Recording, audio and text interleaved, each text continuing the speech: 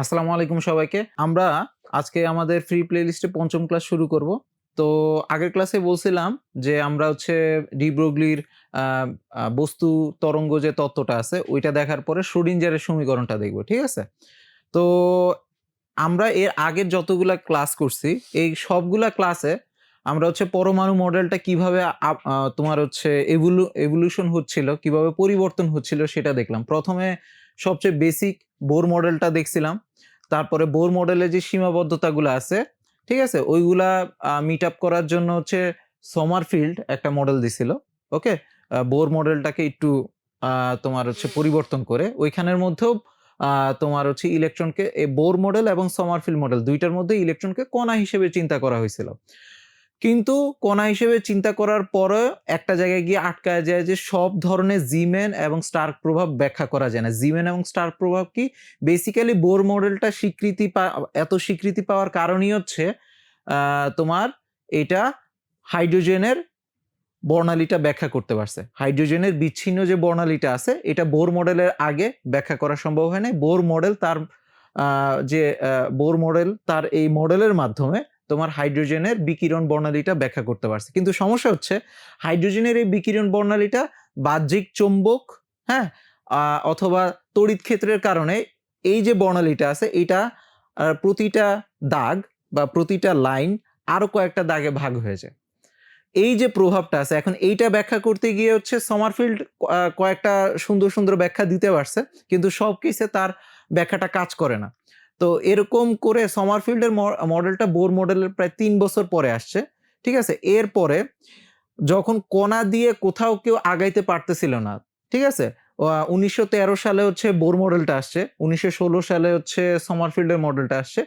এরপরে বোর মডেলের আরো ১০ বছর পরে, প্রায় আরো ১০ বছর পরে হচ্ছে আ আ ডি ব্রগলি আ বস্তু তরঙ্গের তত্ত্বটার কথা বলছে। তার মানে এর মাঝখানে মানে বোর মডেলের পরের থেকে প্রায় ১০ বছর সময় ধরে কণা তত্ত্ব ইউজ করে বিজ্ঞানীরা হচ্ছে এই বর্ণালীটা কমপ্লিটলি ব্যাখ্যা করতে পারে নাই। ঠিক আছে? কিন্তু সমারফিল্ড মডেলে এই যে বস্তু তরঙ্গের আ তত্ত্বটার মাধ্যমে আমরা একটা রাইট ডিরেকশনে যাওয়া শুরু করছি। ঠিক আছে? তো এখন আমরা হচ্ছে ওই রাইট ডিরেকশনের একটা পূর্ণতা দেখব হচ্ছে শ্রোডিঞ্জারের সমীকরণের মাধ্যমে। তো আ ডি ব্রগলি তোমার হচ্ছে সবার ১ম এ বলছিল যে না, আ কণাগুলা, ঠিক আছে?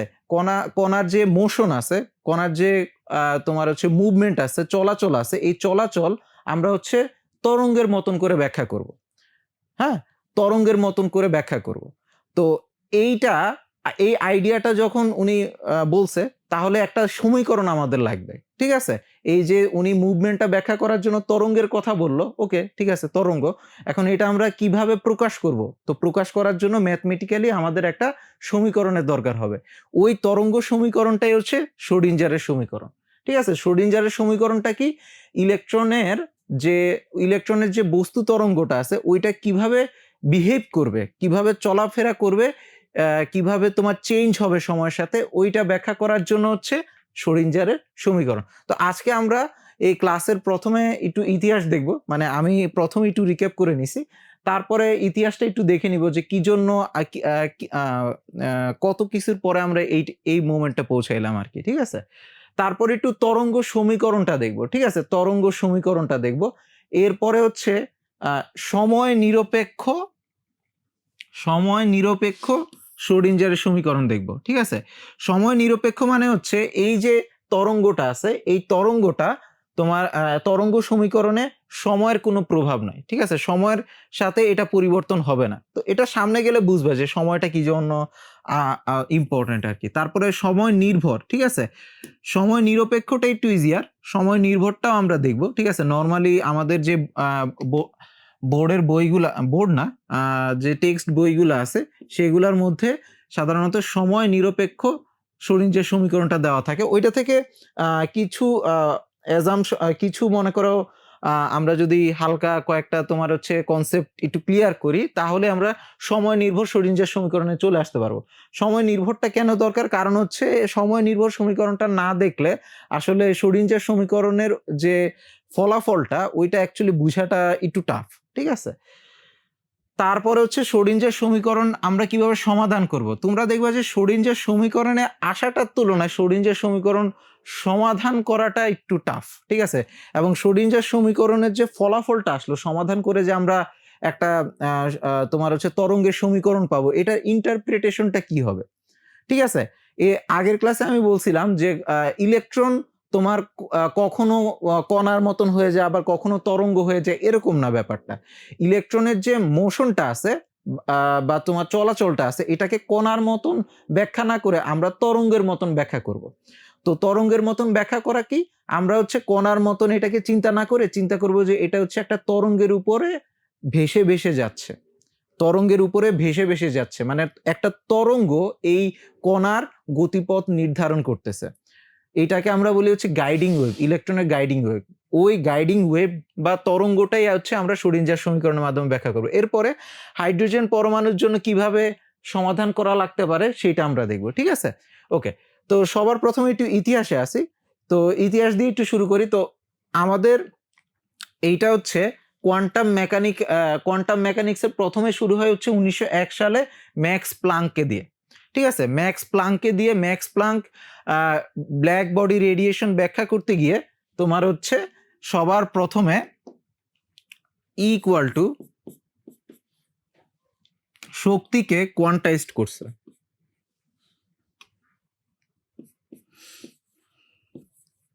শক্তিকে কোয়ান্টাইজড করছে, ঠিক আছে। শক্তির কোয়ান্টাইজেশন মানে কি, শক্তির ভ্যালু ফ্রিকোয়েন্সির কয়েকটা নির্দিষ্ট গুণিতক আকারে থাকতে পারে, ঠিক আছে।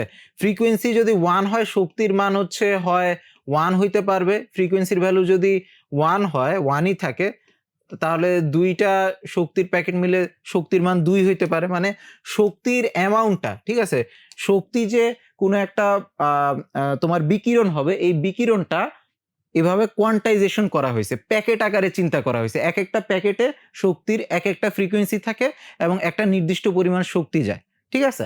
তো এইটা হচ্ছে প্রথমে শক্তির কোয়ান্টাইজেশন হলো। এরপরে ব্ল্যাক বডি রেডিয়েশন সম্পর্কে প্রথমে বলছি ম্যাক্স প্লাঙ্ক। এটা হচ্ছে তোমার উনি এই সলিউশনে কনভিন্স ছিল না, ঠিক আছে। এই যে কোয়ান্টাইজেশন উনার করা লাগলো, ঠিক আছে, প্যাকেটে প্যাকেটে যে তোমার ফ্রিকোয়েন্সিতে উপর নির্ভর করে যে তোমার শক্তিটা আসতেছে, এই সলিউশনটা উনি পছন্দ করে না। উনি ভাবছে যে ভবিষ্যতে হয়তো বা আগের দিনে ওইটা ক্লাসিক্যাল ফিজিক্স, মানে আগের যে ফিজিক্সটা আছে ওই সময়ের ক্লাসিক্যাল ফিজিক্সের মাধ্যমে এটা হয়তো বা ব্যাখ্যা করা ভবিষ্যতে যাবে, কিন্তু ব্যাখ্যা পরবর্তীতে আর করা যায় না। তো 1905 সালে আইনস্টাইন হচ্ছে ফটো ইলেকট্রিক ইফেক্ট ব্যাখ্যা করে। এখন ফটো ইলেকট্রিক ইফেক্ট ব্যাখ্যা করার মধ্য দিয়ে দেখা যায় যে না, আলোকে যদি আমরা কণা হিসেবে চিন্তা না করি, এই ইফেক্টটা ব্যাখ্যাই করা যায় না, ঠিক আছে। ফটো ইলেকট্রিক ইফেক্ট দিয়ে আমাদের ব্যাখ্যা করার প্রয়োজন হয়েছে। তো ফটো ইলেকট্রিক ইফেক্ট,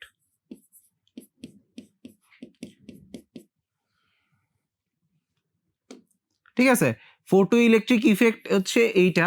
এই ইকুয়েশন নিয়ে তোমাদের চিন্তা করা লাগবে না। এখানের মধ্যে তোমরা জাস্ট বুঝো যে ধাতুর মধ্যে যে ইলেকট্রনগুলো আছে এরা মুক্ত হওয়ার জন্য, ঠিক আছে, দেখা যায় যে কয়েকটা নির্দিষ্ট ফ্রিকোয়েন্সি তারা শোষণ করে, অন্য ফ্রিকোয়েন্সি শোষণ করে না।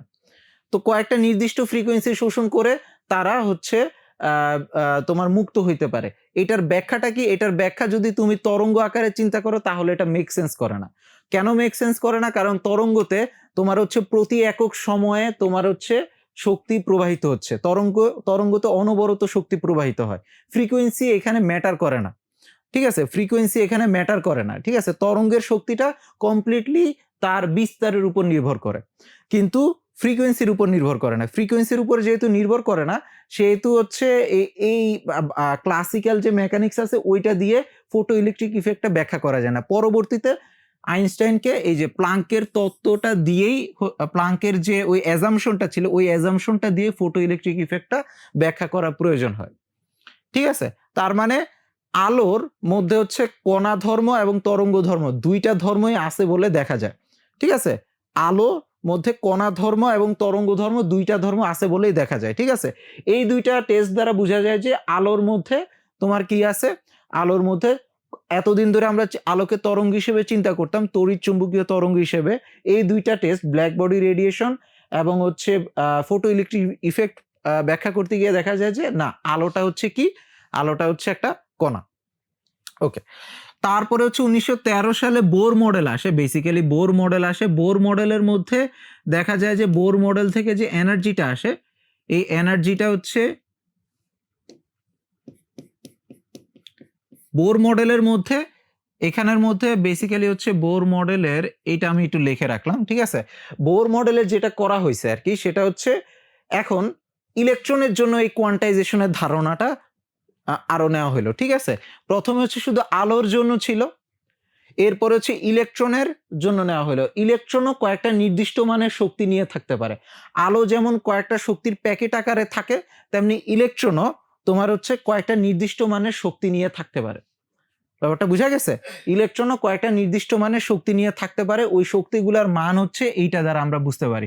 প্রথম শক্তি স্তরের মানটা হচ্ছে E1, দ্বিতীয় শক্তি স্তরের মান এখানে n এর মান 2 বসাইলে E1/4, তৃতীয় শক্তি স্তরের জন্য E1/9, এরকম হবে আরকি।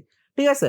এইখানের মধ্যে বৃত্তাকার কক্ষপথের চিন্তা করা হইছে। বৃত্তাকার কক্ষপথের জন্য শুধুমাত্র একটা কোয়ান্টাইজেশনের একটা শুধুমাত্র হচ্ছে ডিগ্রি অফ ফ্রিডম আছে।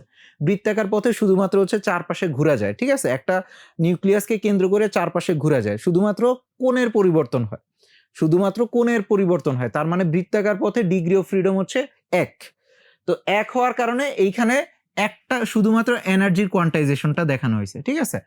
তারপরে হচ্ছে তোমার 1916 সালে সমারফিল্ড মডেলে হচ্ছে উপবৃত্তাকার কক্ষপথের কথা চিন্তা করা হয়। উপবৃত্তাকার কক্ষপথের কথা চিন্তা করা হয় এবং তার মডেল অনুসারে হচ্ছে উপবৃত্তাকার কক্ষপথে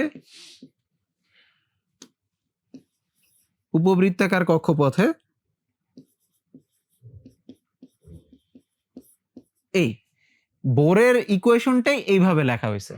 বোরের জন্য বৃত্তাকার কক্ষপথে একটা কোয়ান্টাম নাম্বার ছিল, সমারফিল্ডের জন্য উপবৃত্তাকার কক্ষপথে 2টা নাম্বার আছে। কারণ উপবৃত্তাকার কক্ষপথে কণাগুলো হচ্ছে তোমার ফোকাসের চারপাশে তো ঘোরাঘুরি করে, আবার ফোকাসের কাছেও আসে, দূরেও যায়।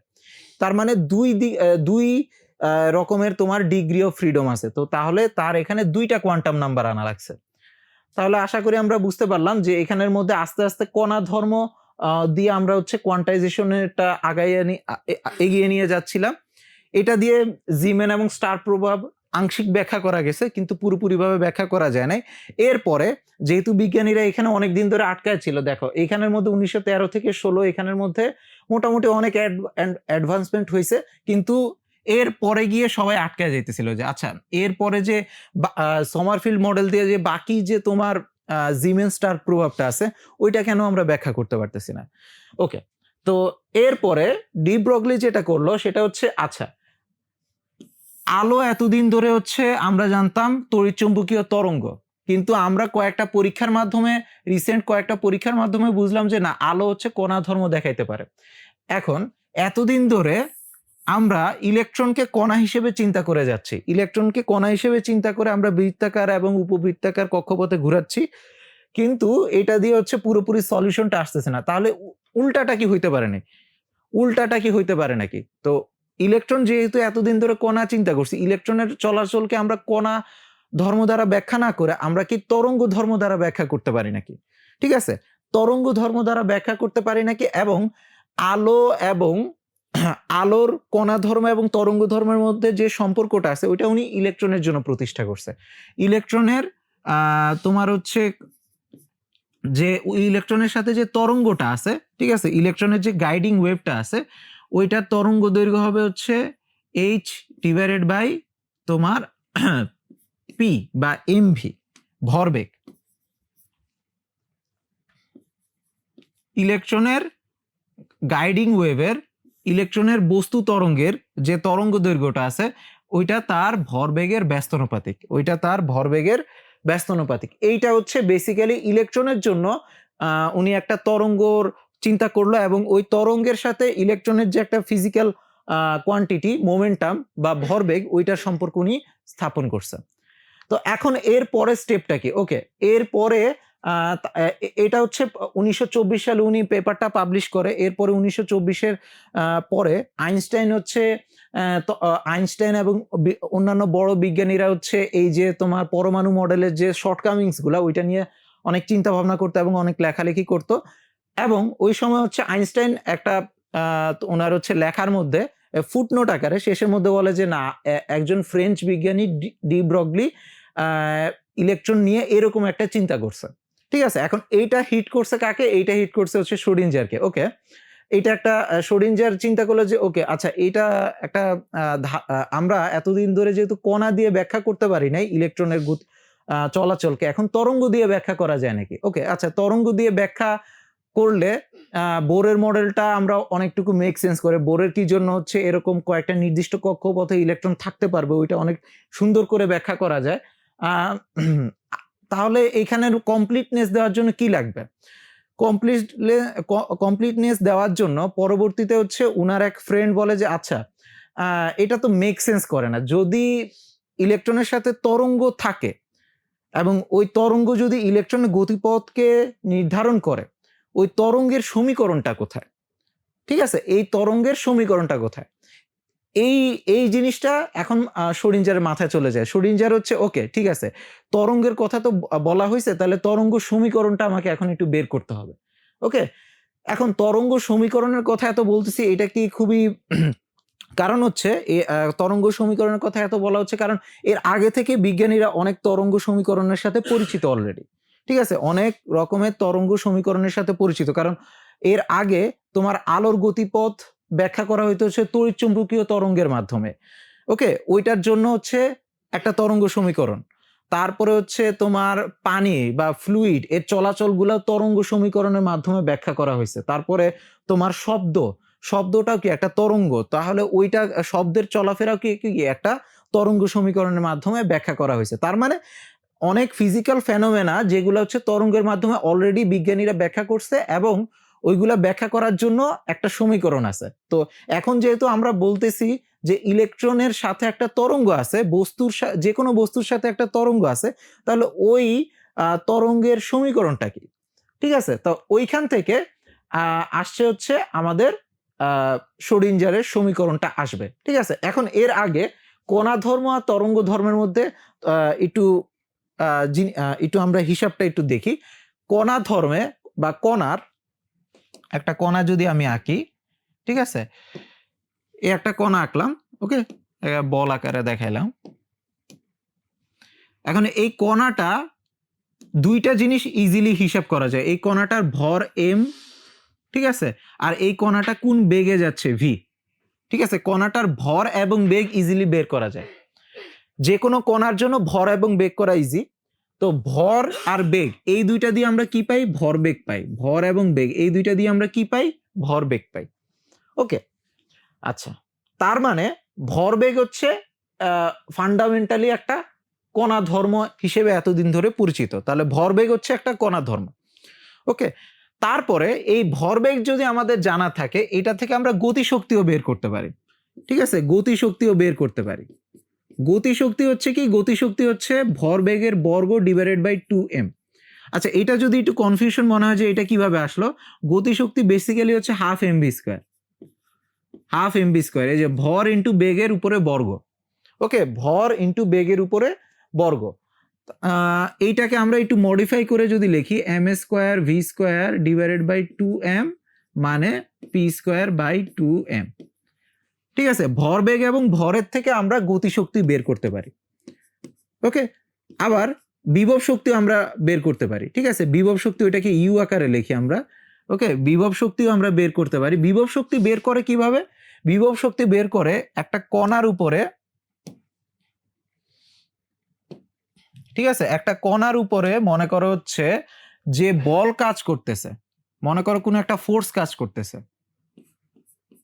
একটা কণার উপরে যদি বল কাজ করে, ঠিক আছে, ওই বলের কারণে তার মধ্যে বিভব শক্তি জমা হয়। তুমি চিন্তা করো এই একটা কণা, ঠিক আছে, এই একটা কণা হিসেবে চিন্তা করো, অথবা কণা না, মনে করো যে এটা হচ্ছে আমার হাতে রিমোট। হ্যাঁ, তো এইটা আমি যদি অভিকর্ষজ বলের কারণে, ঠিক আছে, এটা অভিকর্ষজ বলের কারণে এর মধ্যে কি এর উপরে যেহেতু অভিকর্ষজ বল কাজ করতেছে, এর মধ্যে mgh পরিমাণ শক্তি জমা থাকবে, পোটেনশিয়াল এনার্জি জমা থাকবে, ঠিক আছে।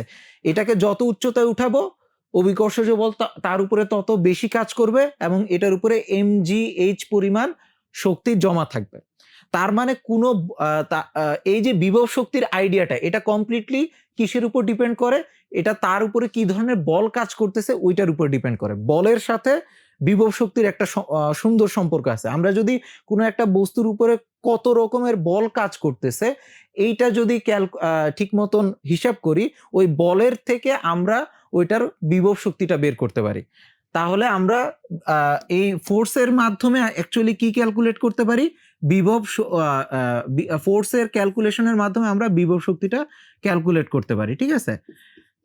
ফোর্সের মাধ্যমে আমরা অ্যাকচুয়ালি বিভব শক্তিটা ক্যালকুলেট করতে পারি। ওকে, ফোর্সের একটা নির্দিষ্ট জায়গার জন্য ফোর্সের, ওকে, এটা হচ্ছে কাজের সমীকরণ থেকে আসছে, তবে এটা অতটা ইম্পর্টেন্ট না, ঠিক আছে। তার মানে হচ্ছে এই ফোর্সের মাধ্যমে একটা কণার উপরে কি পরিমাণ বল কাজ করতেছে ওই বলের হিসাব করে আমরা হচ্ছে কি হিসাব করতে পারি? বিভব শক্তি হিসাব করতে পারি।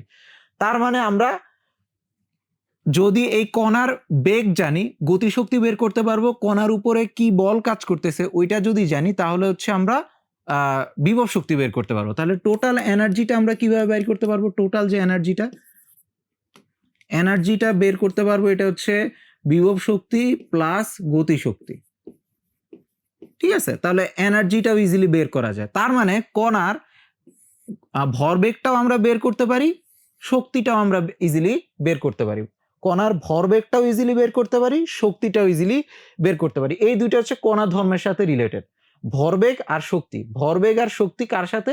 কণা ধর্ম দ্বারা আমরা ব্যাখ্যা করি, ঠিক আছে। এরপরে আমরা হচ্ছে তরঙ্গ নিয়ে একটু চিন্তা করি।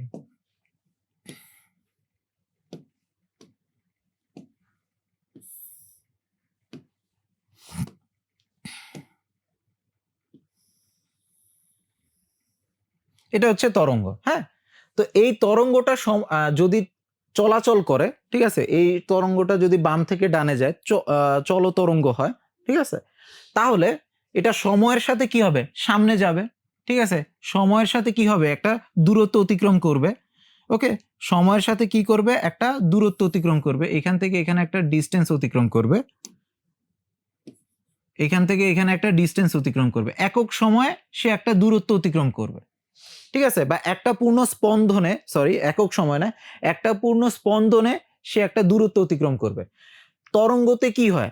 আসলে হচ্ছে অসিলেশন হয়, ঠিক আছে, অসিলেশন হয়, সিম্পল হারমোনিক মোশন, ঠিক আছে। সরল ছন্দিত স্পন্দন হয়। সরল ছন্দিত স্পন্দনে কি হয়? এটা অলওয়েজ এই যে এরকম একটা মুভমেন্ট করে, ঠিক আছে। উপর থেকে নিচে, নিচের থেকে উপরে একটা তোমার হচ্ছে হারমোনিক মোশন সে করতে থাকে। তো এই মোশনের সময়, এই একটা মোশনের সময় সে যদি সামনে আগাইতে থাকে ওইটাকে আমরা বলি হচ্ছে ল্যামডা বা তরঙ্গ দৈর্ঘ্য। একটা স্পন্দন, ঠিক আছে, একটা পূর্ণ স্পন্দনে সে যে দূরত্ব অতিক্রম করে সেটাকে আমরা বলি হচ্ছে ল্যামডা বা তরঙ্গ দৈর্ঘ্য। এটা অলরেডি তোমরা জানো, তরঙ্গ দৈর্ঘ্য। এটা কমপ্লিটলি একটা তরঙ্গের বৈশিষ্ট্য আর কি, তরঙ্গ দৈর্ঘ্যটা। তরঙ্গে যেহেতু স্পন্দন হচ্ছে, ঠিক আছে, এই স্পন্দনে সে একটা স্পন্দনে সে যে ডিস্টেন্সটা অতিক্রম করে, সে যে দূরত্বটা অতিক্রম করে একটা স্পন্দনে, সেটা হচ্ছে তার তরঙ্গ দৈর্ঘ্য। আরেকটা জিনিস হচ্ছে পর্যায়কাল।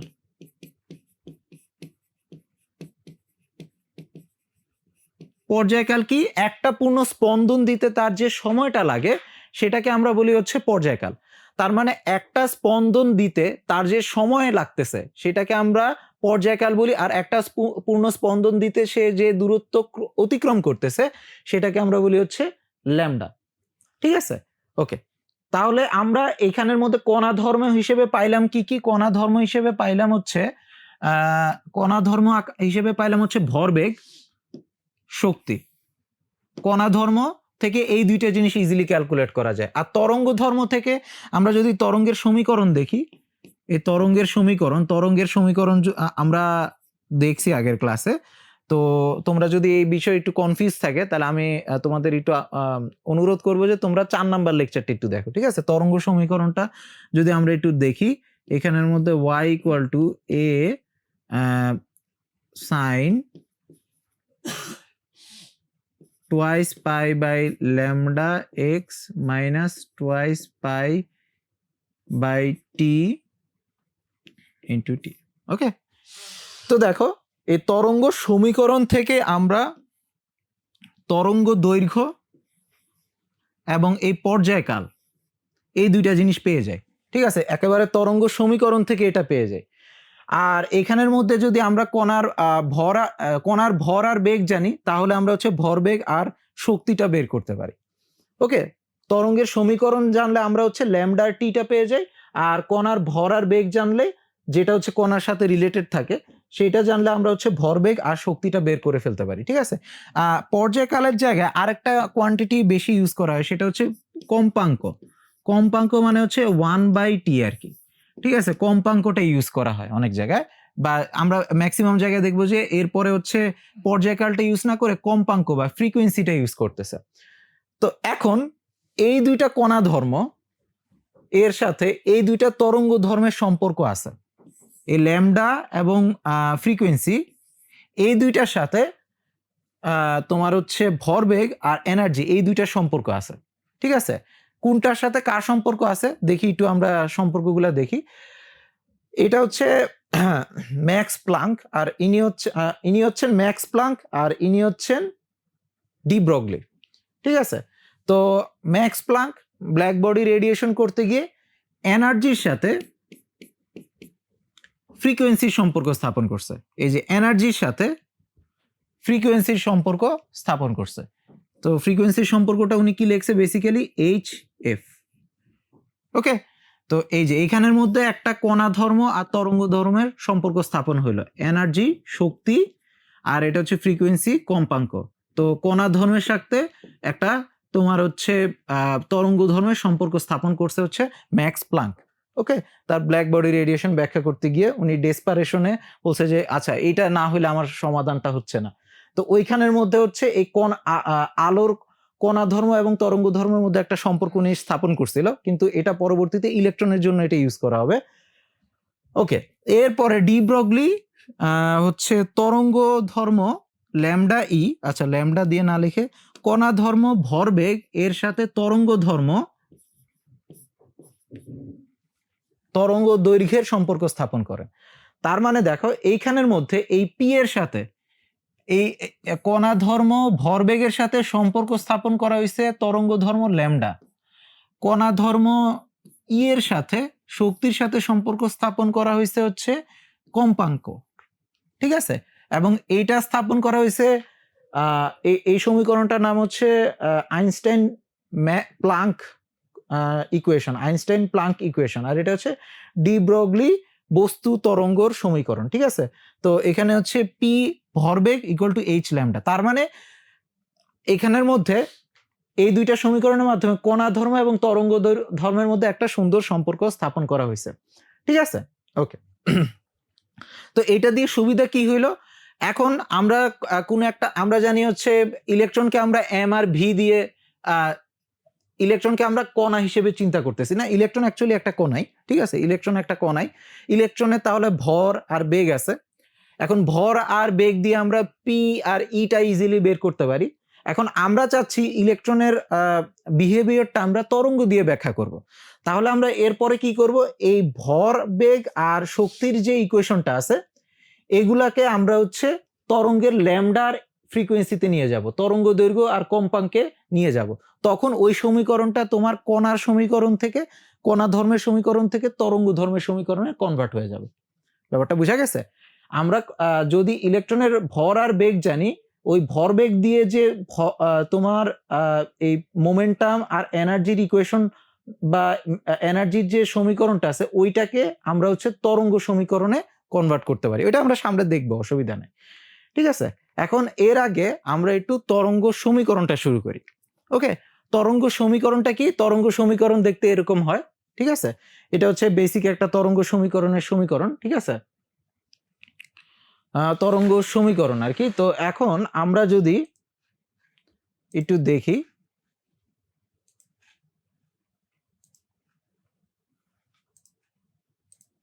ওকে, এইখানের মধ্যে এটা আশা করি দেখতে পাচ্ছ, আমি একটু কন্ট্রাস্টটা বাড়াই দিই। ঠিক আছে, এটা হচ্ছে আমাদের একটা তরঙ্গ সমীকরণ থেকে আমরা এটা পাইলাম। ওকে, তো এখন দেখো এখানের মধ্যে আমরা যদি ইকুয়েশনটা যদি নর্মাল, এখানে দেখো এটা একটু ডিফারেন্ট সমীকরণ। হ্যাঁ, এই ডিফারেন্ট সমীকরণটা কি? এই ডিফারেন্ট সমীকরণটা হচ্ছে এইখানের মধ্যে দেখো, এইখানের মধ্যে সাইন ওমেগা টি, মানে এখানে হচ্ছে স্থানের সাথে না, শুধুমাত্র এই ওয়াইটা সময়ের সাথে পরিবর্তন হয়। সময়ের সাথে পরিবর্তন হয়, এই ওয়াইটা শুধুমাত্র কি সময়ের সাথে পরিবর্তন হয়। তার মানে এইখানে শুধুমাত্র একটা কণার চিন্তা করা হচ্ছে, যেটা, ঠিক আছে, যেটা শুধুমাত্র হচ্ছে, আমি যদি হাত দিয়ে দেখাই, এখানে একটা কণা আছে, এটা সময়ের সাথে এই যে এরকম সাইনুসয়েডাল ওয়েভ দেবে, মানে হচ্ছে এই উপরে যাবে নিচে যাবে, উপরে যাবে নিচে যাবে, একটা পয়েন্টে সে উপরে যাবে নিচে যাবে। এখন এটা যদি একটা পয়েন্টে না হয়ে একটা জায়গা জুড়ে হওয়া লাগে, ঠিক আছে, একটা জায়গা জুড়ে এই তরঙ্গটা আগানো লাগে, তাহলে এখানে সময়ের সাথে আমার হচ্ছে সময়টাকে রাখলে হবে না, সাথে স্থানের ব্যাপারটাও রাখতে হবে। ঠিক আছে, ওকে। তো এটা মনে করো হচ্ছে এই তরঙ্গটা এক্স অক্ষ বরাবর আগাচ্ছে। ঠিক আছে, এক্স অক্ষ বরাবর যদি আগায় তাহলে সমীকরণটা হবে এ sine twice pi by lambda into x, দেখো এখন এক্স চলে আসছে, মাইনাস ওমেগা টি।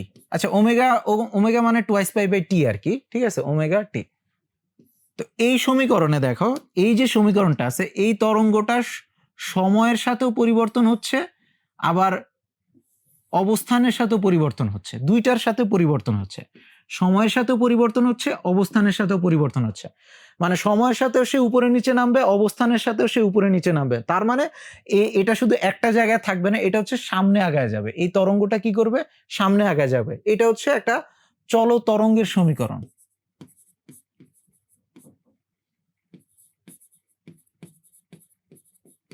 ট্রাভেলিং ওয়েভের সমীকরণ। ঠিক আছে, এটা যদি আমরা একটু ভিজুয়ালি দেখতে চাই, এখান থেকে একটু দেখতে পারি। ওকে, ভিজুয়ালি যদি আমরা এখন এখানে টিটা একটু চেঞ্জ করি, আচ্ছা এটা একটু ফাস্ট হয়ে গেছে। ঠিক আছে, এখন দেখো এটা হচ্ছে এই যে A Y sine omega t minus K x দিলাম, তাহলে দেখো এই সমীকরণটা আস্তে আস্তে সময়ের সাথে সামনে আগাবে। ঠিক আছে, এটা হচ্ছে একটা চল তরঙ্গ।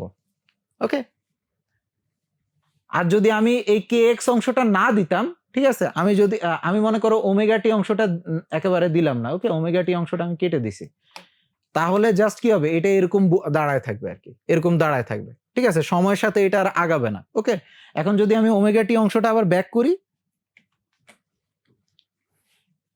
ওকে, এখানের মধ্যে আমরা যদি ওমেগা টি অংশটা আবার ব্যাক করি, ওকে, তো ওমেগা টি অংশটা যদি ব্যাক করি তাহলে দেখো, ও সরি এখানে হচ্ছে কম্পাঙ্কটা আমি চেঞ্জ করে ফেলতেছি। ওমেগা টি অংশটা যদি ব্যাক করি তাহলে দেখো এটা হচ্ছে কি হবে, চেঞ্জ হচ্ছে। ওকে, এটা হচ্ছে সময়ের সাথে এটার অবস্থানটা পরিবর্তন হচ্ছে, সময়ের সাথে অবস্থানটা পরিবর্তন হচ্ছে। ঠিক আছে, আশা করি আমরা বুঝতে পারছি। এখানের মধ্যে সময়ের সাথে, তার মানে তরঙ্গটা একই সাথে সময়ের সাথেও পরিবর্তন হবে এবং অবস্থানের সাথেও পরিবর্তন হবে, সময়ের সাথেও পরিবর্তন হবে এবং অবস্থানের সাথেও পরিবর্তন হবে। তাহলে তরঙ্গ সমীকরণে দুইটা ভ্যারিয়েবল আছে, একটা হচ্ছে অবস্থান, আর একটা হচ্ছে সময়। এটা শুধুমাত্র এক্স অক্ষ বরাবর অবস্থান পরিবর্তন করতেছে দেখে এখানে শুধু এক্স আছে। যদি ওয়াই জেড অক্ষ বরাবর পরিবর্তন হইতো, এখানে হচ্ছে কি ওইগুলার তোমার ওই ভ্যারিয়েবল গুলাও থাকতো। ওকে, তো এইখানের মধ্যে আমরা তাহলে বেসিক্যালি দেখলাম যে তরঙ্গ সমীকরণগুলা দেখতে এমন হয়। এখন এইখানের মধ্যে একটু খেয়াল করো, এটাকে একটু আমরা যদি শর্ট করে লিখতে চাই, A sine twice pi by lambda, এই জিনিসটাকে আমরা কে দিয়ে লিখি। ঠিক আছে, এই জিনিসটাকে আমরা কে দিয়ে লিখি। ঠিক আছে, তরঙ্গ সংখ্যা বলা হয়, কে তরঙ্গ সংখ্যা বলা হয়, কে এক্স মাইনাস ওমেগা টি, এইভাবে লেখা হয়।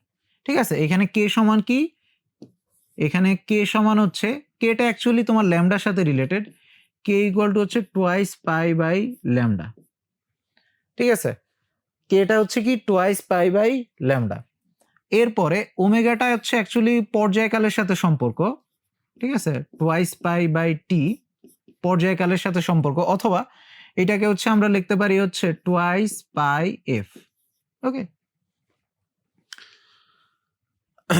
তার মানে তরঙ্গ ধর্ম আমরা যে ল্যামডা আর কম্পাঙ্ক নিয়ে এতক্ষণ ধরে আলোচনা করতেছিলাম, ওদেরকে আমরা কম্পাঙ্ককে ওমেগা দিয়েও প্রকাশ করতে পারি, আবার ল্যামডাকে আমরা কে দ্বারাও প্রকাশ করতে পারি।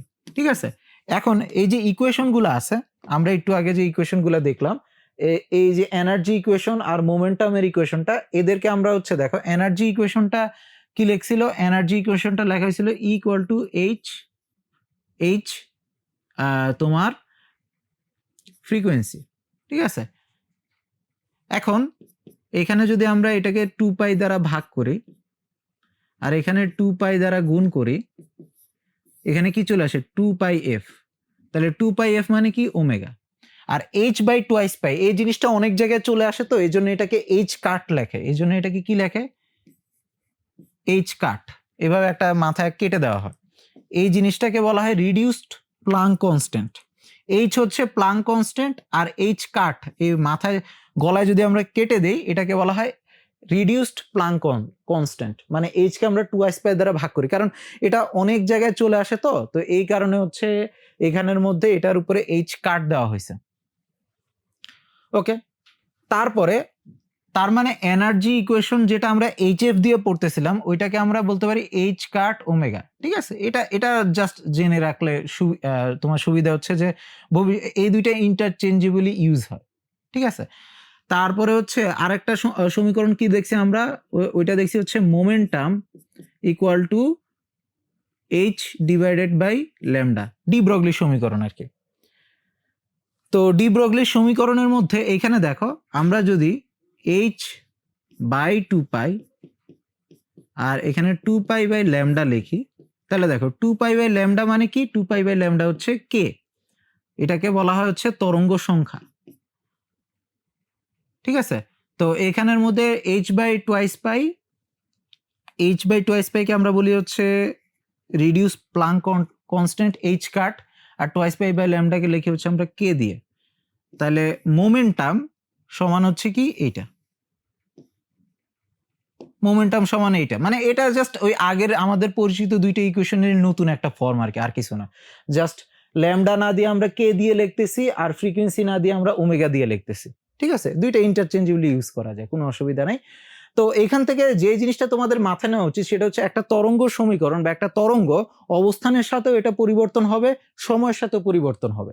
ঠিক আছে, তো এখন আমরা একটু ডিফারেন্সিয়েশন নিয়ে একটু চিন্তা করি। ঠিক আছে, আশা করি তোমাদের হালকা একটু ডিফারেন্সিয়েশন সম্পর্কে আইডিয়া আছে, যদি না থাকে অসুবিধা নেই, আমি হালকা একটা তোমাকে ইনিশিয়াল দিয়ে দিচ্ছি। তোমাদের ফিজিক্সে পড়তে গিয়েও তোমার হচ্ছে প্রথম সেকেন্ড চ্যাপ্টারের দিকে তোমার ডিফারেন্সিয়েশনের দরকার হয়। তো ডিফারেন্সিয়েশন বেসিক্যালি কি, ডিফারেন্সিয়েশন বেসিক্যালি হচ্ছে তোমার একটা তোমার হচ্ছে বক্ররেখার যে কোনো বিন্দুতে আমরা যদি ঢাল বের করতে চাই তাহলে আমাদের ডিফারেন্সিয়েশন করতে হয়। বেসিক আইডিয়া হচ্ছে এটা। ঢাল কি জিনিস, ঢাল হচ্ছে মানে একটা রেখা কোন বিন্দুতে কতটুকু খাড়া বা কতটুকু আনুভূমিক ভাবে আছে, ঠিক আছে, ওইটা বুঝার জন্য ঢাল ইউজ করা হয়। ঢালের মান যত বড় তোমার হচ্ছে ওই জায়গায় কার্ভটা তত খাড়া। ঠিক আছে, এইটা বুঝার জন্য। যেমন মনে করো এখানের মধ্যে হচ্ছে আমরা যদি একটা লাইন আঁকি, এখানের মধ্যে এটা বুঝার জন্য যেটা করে আর কি, তোমার হচ্ছে যে কোনো একটা বিন্দু নেই, এই বিন্দু বরাবর একটা স্পর্শক আঁকি। ঠিক আছে, এখন একটা স্পর্শক আঁকলাম, এটাকে ট্যানজেন্ট বলা হবে। এই ট্যানজেন্ট, এটা দেখো তো, এইখানের মধ্যে কতটুকু খাড়া, এই রেখাটা ততটুকু তোমার হচ্ছে ওইভাবে তোমার অ্যালাইন্ড হবে। ঠিক আছে, এখন দেখো তো এই জায়গার তুলনায় এই জায়গায় বেশি খাড়া না? এখন এটা তুমি দেখে বুঝতেছো, আমরা যদি ম্যাথমেটিক্যালি এটাকে প্রকাশ করতে চাই তাহলে আমাকে এখানে একটা স্পর্শক আঁকা লাগবে, তাই তো? একটা স্পর্শক আঁকতে হবে। তো এই যে স্পর্শকটা আঁকলাম, এই দুইটা স্পর্শকের মধ্যে চিন্তা করো তো, এই এই নিচের স্পর্শক আর উপরের স্পর্শকের মধ্যে এই উপরের স্পর্শকটা বেশি খাড়া না, ঠিক আছে, এই উপরের স্পর্শকটা বেশি খাড়া। তো এই জিনিসটাই আমরা হচ্ছে ডিফারেন্সিয়েশনের মাধ্যমে বের করি। তো ডিফারেন্সিয়েশনের উদ্দেশ্য কি? উদ্দেশ্য হচ্ছে একটা বক্ররেখার যে কোনো বিন্দুতে এটা কতটুকু খাড়া সেটা বোঝার উপায় আর কি, ঠিক আছে। এইটার দ্বারা আমরা কার্ভেচারটা বুঝতে পারি আর কি, একটা বক্ররেখার কার্ভেচারটা বুঝতে পারি, এবং বক্ররেখার সিগনেচারটা হচ্ছে এই ডিফারেন্সিয়েশনের মাধ্যমে আমরা বুঝতে পারি। তো এইটা যেভাবে বের করা হয় সেটা হচ্ছে বেসিক্যালি তোমার হচ্ছে ঢাল বের করা আর কি। তোমরা যদি সরলরেখার ঢাল বের করো, ঢাল কিভাবে বের করে? ঢাল বের করে হচ্ছে y2 minus y1 equal to divided by x2 minus x1, ঠিক আছে।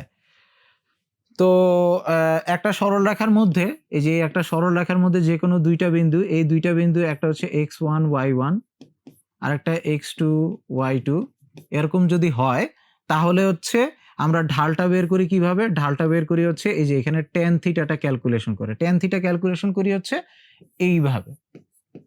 ওকে ওকে, তার মানে হচ্ছে আমরা একটা সরল রেখার মধ্যে ঢালটা এইভাবে বের করি। এখন এইখানে সমস্যা কি হবে? এইখানে তো দুইটা বিন্দু পাওয়া খুবই মুশকিল। এইখানের মধ্যে দুইটা বিন্দু পাওয়া, দুইটা বিন্দু দেখো এখানে কিন্তু একটা বিন্দুর উপরে আমি স্পর্শকটা আঁকছি, তাহলে এখানে তো এরকম দুইটা বিন্দু আমি পাবো না, ঠিক আছে। এখানে যে সরল রেখার মধ্যে ঢালটা বের করার জন্য সুন্দর মতন দুইটা বিন্দু পাইছিলাম, কিন্তু ওই দুইটা বিন্দু কিন্তু কি আমরা পাবো না। তো এখন কি করা যায়?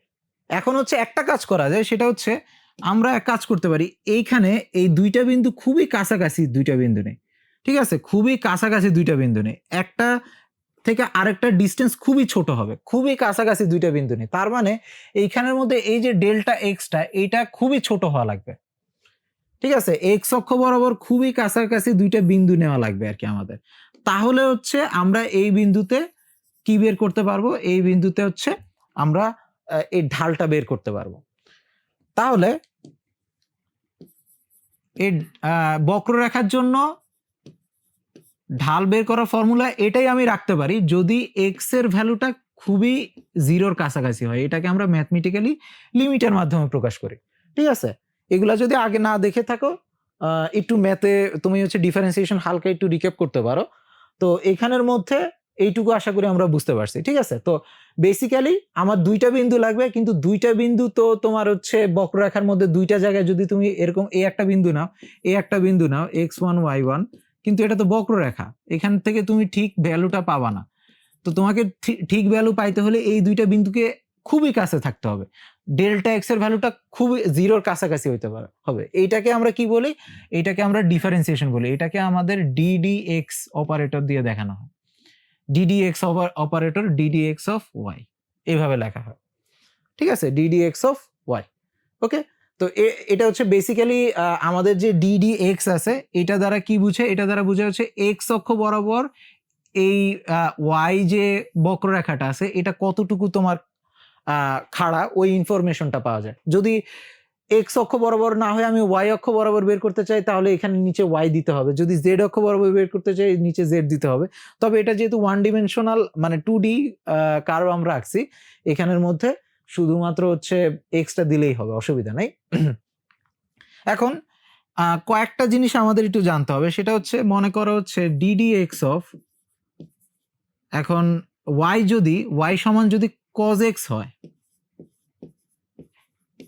y সমান যদি cos x হয় তাহলে ভ্যালুটা আমাদের জানতে হবে, cos x এর ডিফারেন্সিয়েশনের ভ্যালু, sin x এর ডিফারেন্সিয়েশনের ভ্যালু, এই ভ্যালুগুলো আমার জানতে হবে। এটা বেসিক্যালি আমি একটু বলে দিচ্ছি, এটা তোমরা ম্যাথে গিয়ে দেখবা যে এটা অ্যাকচুয়ালি কিভাবে ডিরাইভ করে, ঠিক আছে, এই লিমিটের মাধ্যমেই ডিরাইভ করে।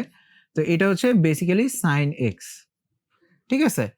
আর sin x এর ডিফারেন্সিয়েশন করলে আসে হচ্ছে প্লাস cos x, ঠিক আছে। এইটা তো এইটা আমরা কেন দেখলাম? কারণ তরঙ্গ সমীকরণ বেসিক্যালি হচ্ছে সাইন আর কজ এর সমীকরণ। তরঙ্গ সমীকরণ বেসিক্যালি কি? সাইন এবং কজ এর সমীকরণ।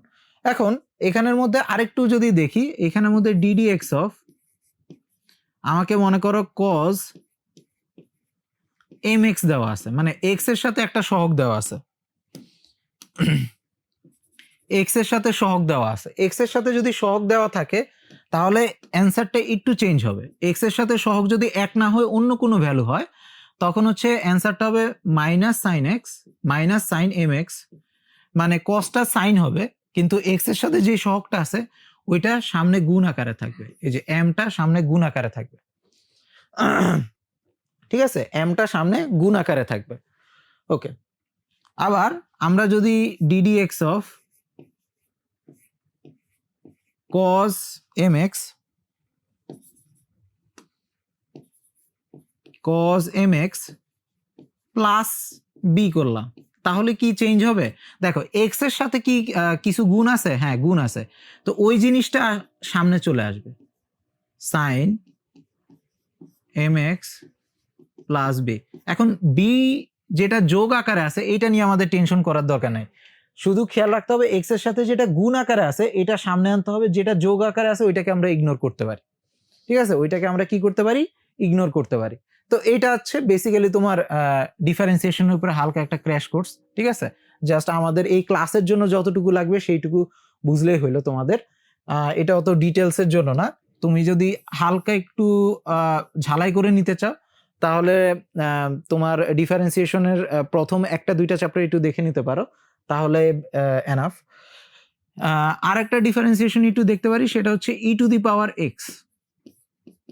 ই টু দি পাওয়ার এক্স কি? E to the power x মানে হচ্ছে e to the power x differentiation করলে ই টু দি পাওয়ার এক্সই হয়। ঠিক আছে, আবার এখন যদি ওই এক্স এর সাথে কিছু গুণ থাকে, ই টু দি পাওয়ার এক্স না হয়ে এম এক্স হইলো, একটা ধ্রুবক গুণ আকারে আছে, তাহলে এটার ভ্যালু হবে e to the power m x, কিন্তু এক্স এর সাথে যেটা গুণ আছে এটার সামনে চলে আসবে। ওকে, আশা করি তোমরা বুঝতে পারছো। ওকে, তাহলে এই কয়েকটা ডিফারেন্সিয়েশন আমাদের বেসিক্যালি একটু মনে রাখতে হবে, e to the power x এবং cos x sine x. Cos x sine x কেন? কারণ হচ্ছে তরঙ্গের সমীকরণ যখন আমরা ডিফারেন্সিয়েশন করতে যাব তখন হচ্ছে এই কজ আর সাইনের ডিফারেন্সিয়েশনটা বারবার আসবে। ওকে, তাহলে হালকা একটু আমরা ডিটোর দিলাম তরঙ্গ সমীকরণ থেকে। এখন আমরা হচ্ছে ডিফারেন্সিয়াল ইকুয়েশনে যাব। ডিফারেন্সিয়াল ইকুয়েশনটা কি? ডিফারেন্সিয়াল ইকুয়েশন মানে কি? এরকম ডিফারেন্সিয়েশন থাকবে আর কি। ঠিক আছে, এরকম ডিফারেন্সিয়েশন থাকবে। তো দেখো আমরা অলরেডি হচ্ছে এই যে ওয়াই আছে এইটা অলরেডি আলোচনা করছি যে এখানের মধ্যে এটা অবস্থানের সাথেও পরিবর্তন হবে, এক্স অক্ষ বরাবর কোন জায়গায় আছে এটার সাথেও এটা পরিবর্তন হবে এবং টি এর সাথেও পরিবর্তন হবে, এক্স এবং টি দুইটার সাথে পরিবর্তন হবে। ঠিক আছে, তো এটা যদি হয়, এখন এটাকে আমি একটু ডিফারেন্সিয়েশন করি তাহলে কি ইন্টারেস্টিং জিনিস আসে এটা আমরা একটু দেখতে পাবো।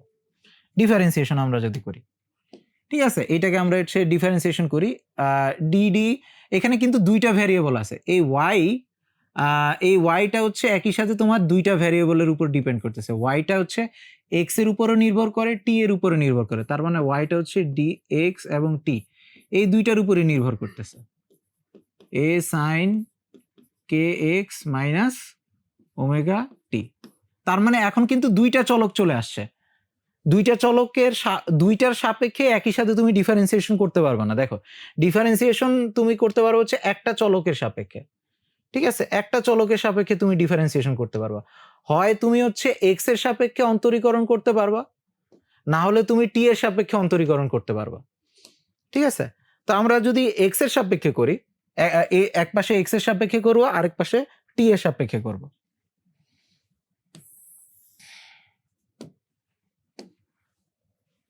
এই পাশে এক্স এর সাপেক্ষে আমি অন্তরীকরণ করি, তাহলে ডি ডিএক্স ইউজ করব এক্স এর সাপেক্ষে অন্তরীকরণ করতে হলে। আর এখানের মধ্যে যদি টি এর সাপেক্ষে অন্তরীকরণ করি,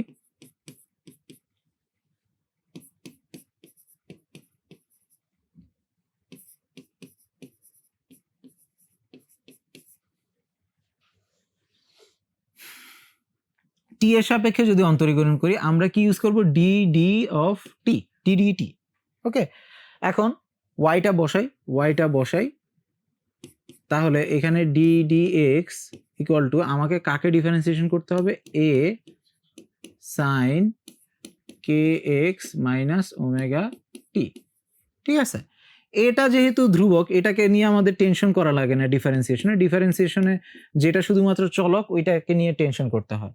তাহলে ডি ডি এক্স অফ আমার হচ্ছে sign k x minus omega টি, এইটার হচ্ছে আমার ডিফারেন্সিয়েশন করতে হবে। এখন দেখো সাইনের ডিফারেন্সিয়েশন করলে কি হয়, আমরা একটু আগে দেখছি সাইনের ডিফারেন্সিয়েশন করলে কজ হয়, ঠিক আছে, কজ। তাহলে এই সাইনটা কি হয়ে যাবে, কজ হয়ে যাবে, আর বাকি অংশ আমরা লিখে ফেলি কে এক্স মাইনাস ওমেগা টি।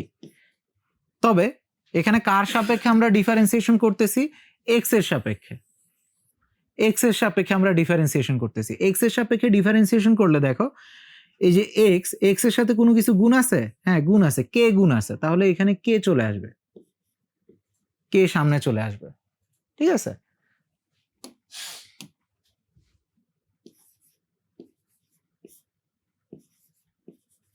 ওকে, কে সামনে চলে আসলো, কারণ কি এক্স এর সাথে যে সহগটা আছে ওইটা সামনে চলে আসে। কিন্তু এরপরে এই টিটা যদিও ভ্যারিয়েবল, কিন্তু এই কেসে আমরা এটাকে কনস্ট্যান্ট আকারে চিন্তা করব, ঠিক আছে।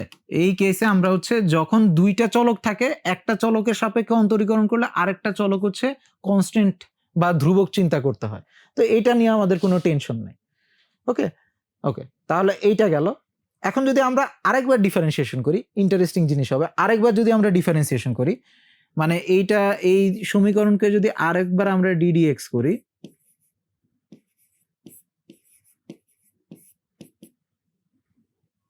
এই এ আর কেটা বাইরে রাখি,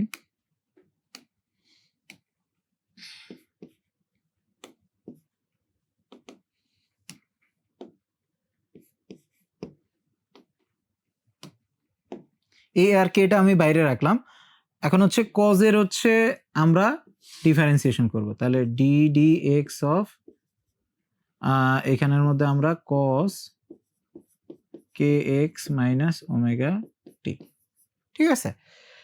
তো দেখো বেসিক্যালি এখানে দুইবার ডিফারেন্সিয়েশন করা হচ্ছে, ডিডিএক্স ডিডিএক্স দুইবার আসতেছে, তাহলে এইটাকে আমরা এভাবে লিখি ডি স্কোয়ার ডিএক্স স্কোয়ার, এইভাবে লিখি আর কি, ডি স্কোয়ার এক্স স্কোয়ার না, শুধু ডিএক্স এর উপরে স্কোয়ার, ডিএক্স একটা জিনিস, তো এটা হচ্ছে দুইবার যেহেতু করতেছি সেহেতু এইভাবে আমরা লিখি আর কি। ওকে, ডি স্কোয়ার ডিএক্স স্কোয়ার, এটা মানে কি দুইবার আমি ডিফারেন্সিয়েশন করতেছি।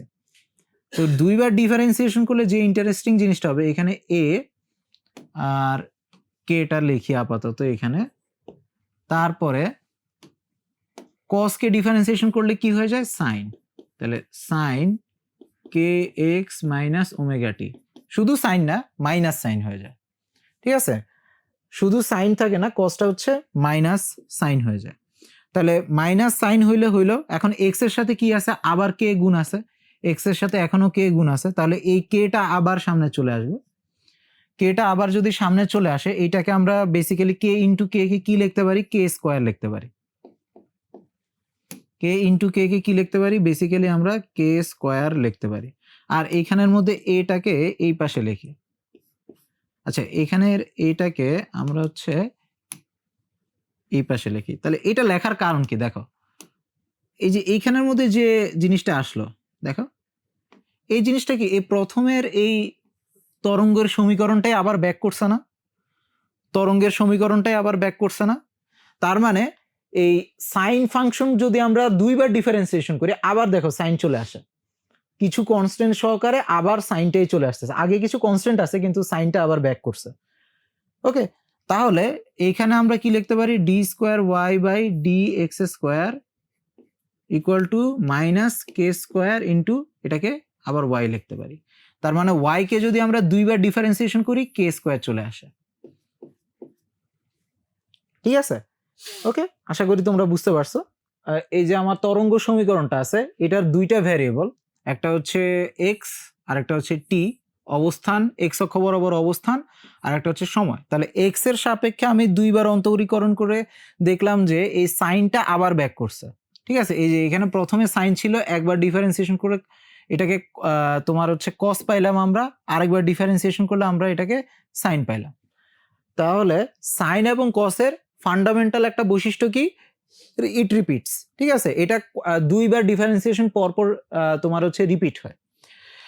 তো সাইন যেহেতু দুইবার পরে রিপিট হয়েছে, তাহলে দেখো এক্স এর সাথে যে সহগটা ছিল এই যে কেটা, এটা হচ্ছে দুইবার আসছে, তো দুইবার এসে কে স্কোয়ার হয়ে গেছে। তো এই লজিক ইউজ করে আমরা সময়ের সাপেক্ষেও যদি দুইবার ডিফারেন্সিয়েশন করি, তাহলে এই সাইন ফাংশনটা কি হবে, আবার ফেরত আসবে। তাহলে d square y d t square. ঠিক আছে, আমি হচ্ছে এক্স এর সাপেক্ষে যেমন দুইবার ডিফারেন্সিয়েশন করছি, সময়ের সাপেক্ষেও দুইবার ডিফারেন্সিয়েশন করছি। তো সময়ের সাপেক্ষে দুইবার ডিফারেন্সিয়েশন করার পরে আমার কত আসে, আমার কত আসবে, আমার হচ্ছে এই ওয়াইটা আবার ফেরত আসবে, ওয়াইটা আবার ফেরত আসবে। এখন এক্স এর সহগটা আগে স্কোয়ার আকারে আসছিল, এখন টি এর সহগ, সময়ের সহগটা কত, ওমেগা, ওমেগাটা আবার আসবে, তাহলে ওমেগা স্কোয়ার হবে। ঠিক আছে, ওমেগা স্কোয়ার হবে। তো এই দুইটা ইকুয়েশন দেখতে অনেক সিমিলার। হ্যাঁ, এমনকি আমরা যদি এইখান থেকে দেখো ওয়াই সমান আমরা কি লিখতে পারি, আমরা হচ্ছে আমরা যদি এইখানের মধ্যে এই ওয়াই সমান আমরা কি লিখতে পারি, দেখো তো, এই কে স্কোয়ারটা যদি আমরা এই পাশে নিয়ে আসি তাহলে ওয়াই সমান আমরা কি লিখতে পারি, এই যে d square y by d t square equal to minus omega square. এইখানের মধ্যে এখন এক কাজ করব, এই মাইনাস কে স্কোয়ারটা এই পাশে নিয়ে আসবো, তাহলে এখানে কি আসে minus one by k square, আর এখানে আসে হচ্ছে d square y by d x square. ঠিক আছে, তাহলে এইটাকে যদি একটু সাজায় লিখি তাহলে আসে হচ্ছে কত, d square by d t square equal to omega square by k square into d square y by d x square. মানে এই দুইটা ডিফারেন্সিয়েশন, এই দুইটা চলকের সাপেক্ষে যে ডিফারেন্সিয়েশনটা করতেছি এটার সম্পর্ক আর কি। তো এখন এই ওমেগা আর কে এর মধ্যে একটা সম্পর্ক আছে। ওমেগা সমান আমরা কি জানি, ওমেগা সমান আমরা জানি হচ্ছে টোয়াইস পাই এফ। হ্যাঁ, টোয়াইস পাই এফ। আর কে সমান আমরা জানি হচ্ছে টোয়াইস পাই বাই ল্যামডা। তো এখন ওমেগা বাই কে যদি আমরা ক্যালকুলেট করি, ওমেগা ভাগ কে, তাহলে আসে কত, twice pi F divided by twice pi by lambda. তাহলে এখানে দেখো টোয়াইস পাই কাটাকাটি চলে যাবে, তাহলে আসে হচ্ছে এফ ল্যামডা। এফ ল্যামডা মানে কি, তরঙ্গের কম্পাঙ্ক এবং তরঙ্গ দৈর্ঘ্য যদি আমরা গুণ করি তাহলে আমাদের বেগ চলে আসবে, তাহলে আমাদের বেগ চলে আসবে। ঠিক আছে, বেগ। তাহলে এই জিনিসটা এখন ওমেগা বাই কে কত, ভি, তাহলে omega square by k square কত আসে, ভি, ভি স্কোয়ার। ভি স্কোয়ারটা কি, তরঙ্গ বেগ, ভি স্কোয়ারটা কি আসলো, তরঙ্গ বেগ। আর এই পাশে হচ্ছে আমরা d square y by d x square দিব, আর এই পাশে হচ্ছে d square y by d t square দিব। তবে এখানে একটা কনভেনশন আমি ব্রেক করছি, সেটা হচ্ছে সাধারণত যদি একটা ফাংশনের দুইটা চলক থাকে, যেমন এইখানে ওয়াই এর দুইটা চলক আছে, এক্স এবং টি দুইটার চলক আছে, তাহলে আমি হচ্ছে কি করতেছি, এক্স এর সাপেক্ষে যখন অন্তরীকরণ করতেছি টিটাকে ধ্রুবক ধরতেছিলাম, আর টি এর সাপেক্ষে যখন অন্তরীকরণ করতেছি এক্স কে ধ্রুবক ধরছে। তো এই জিনিসটা প্রকাশ করার জন্য, যেহেতু দুইটা চলক আছে, ওইটা প্রকাশ করার জন্য আমরা হচ্ছে এখানে ডি দেই না, আমরা হচ্ছে এইখানের মধ্যে ডেল্টা ইউজ করি। তার মানে এই জিনিসটা আমি যদি আবার একটু সুন্দর করে লিখি, এখানের মধ্যে অ্যাকচুয়ালি ডেল্টা লিখি, delta square by delta x square, delta square by delta t square, sorry delta x square না, এখানে ডেল্টা টি স্কোয়ার, আর এখানে ডেল্টা এক্স স্কোয়ার, এইখানে আসে হচ্ছে ওয়াই, আর এখানে ওয়াই। ঠিক আছে, তো এইভাবে লেখা হয়, এটা জাস্ট কনভেনশন ফলো করছি আমি আর কি। ওকে, এরকম ডি না লেখে ডেল্টা যদি লেখে, এটার মানে কি, এটার মানে হচ্ছে এই ওয়াই একাধিক চলকের উপর নির্ভর করে, শুধু টি এর উপরে না, টি বাদেও এক্স এর উপরও নির্ভর করে, এই জন্য এটাকে ডেল্টা দিয়ে লেখা হয়। ওকে, তো এটা হচ্ছে আমার তরঙ্গ সমীকরণ। তাহলে দেখো এই যে তরঙ্গ সমীকরণ, এটা হচ্ছে অ্যাকচুয়ালি যে সমীকরণটা আসছে এই সমীকরণে এই ডিফারেন্সিয়েশন আছে, এই জন্য এটাকে আমরা বলি হচ্ছে ডিফারেন্সিয়াল ইকুয়েশন। এটাকে আমরা কি বলি, ডিফারেন্সিয়াল ইকুয়েশন। ঠিক আছে, এখন এই ডিফারেন্সিয়াল ইকুয়েশনে হচ্ছে আমরা যদি আগাই, দেখো এই ডিফারেন্সিয়াল ইকুয়েশন হচ্ছে শুধুমাত্র এই তরঙ্গ সমীকরণ না, অনেক ক্ষেত্রে এই ডিফারেন্সিয়াল ইকুয়েশন আসে। এরা আসে কেন, কারণ হচ্ছে এই ডিফারেন্সিয়াল ইকুয়েশনকে যদি আমরা সলভ করি, সমাধান করি, তাহলে হচ্ছে আমাদের অন্য আরেকটা ফাংশন আসে। ঠিক আছে, এরকম এই যে এইটা, এটা দেখো, এই সমীকরণটা এটাকে সলভ করলে আসে। এরকম কি নর্মালি দেখো তোমরা, এরকম কি দেখো, মনে করো আমরা হচ্ছে 2x আমি যেটা বলতে চাচ্ছি 2x প্লাস 5 ইকুয়াল টু 0 কথার কথা। তো x কে যদি আমরা সমাধান করি তাহলে আসে x ইকুয়াল টু -5/2, তার মানে একটা ভ্যালু আসে, একটা ভ্যালু আসতেছে। ঠিক আছে? আমরা এতক্ষণ ধরে তোমরা হচ্ছে পরীক্ষার মধ্যে যে সলিউশন গুলা ম্যাথের মধ্যে করছো ওইখানের মধ্যে মান আসে, সমীকরণকে সমাধান করলে মান আসে। ঠিক আছে? কিন্তু এইখানে দেখো এই ডিফারেনশিয়াল ইকুয়েশনকে সমাধান করলে, এই যে এই ডিফারেনশিয়াল ইকুয়েশনকে যদি আমরা সমাধান করি তাহলে এরকম আরেকটা সমীকরণ আসে, এই সমীকরণ আসে, আরেকটা ফাংশন আসে। তো ডিফারেনশিয়াল ইকুয়েশন গুলা কখন আসে? যখন তুমি আরেকটা ফাংশন পাইতে চাও।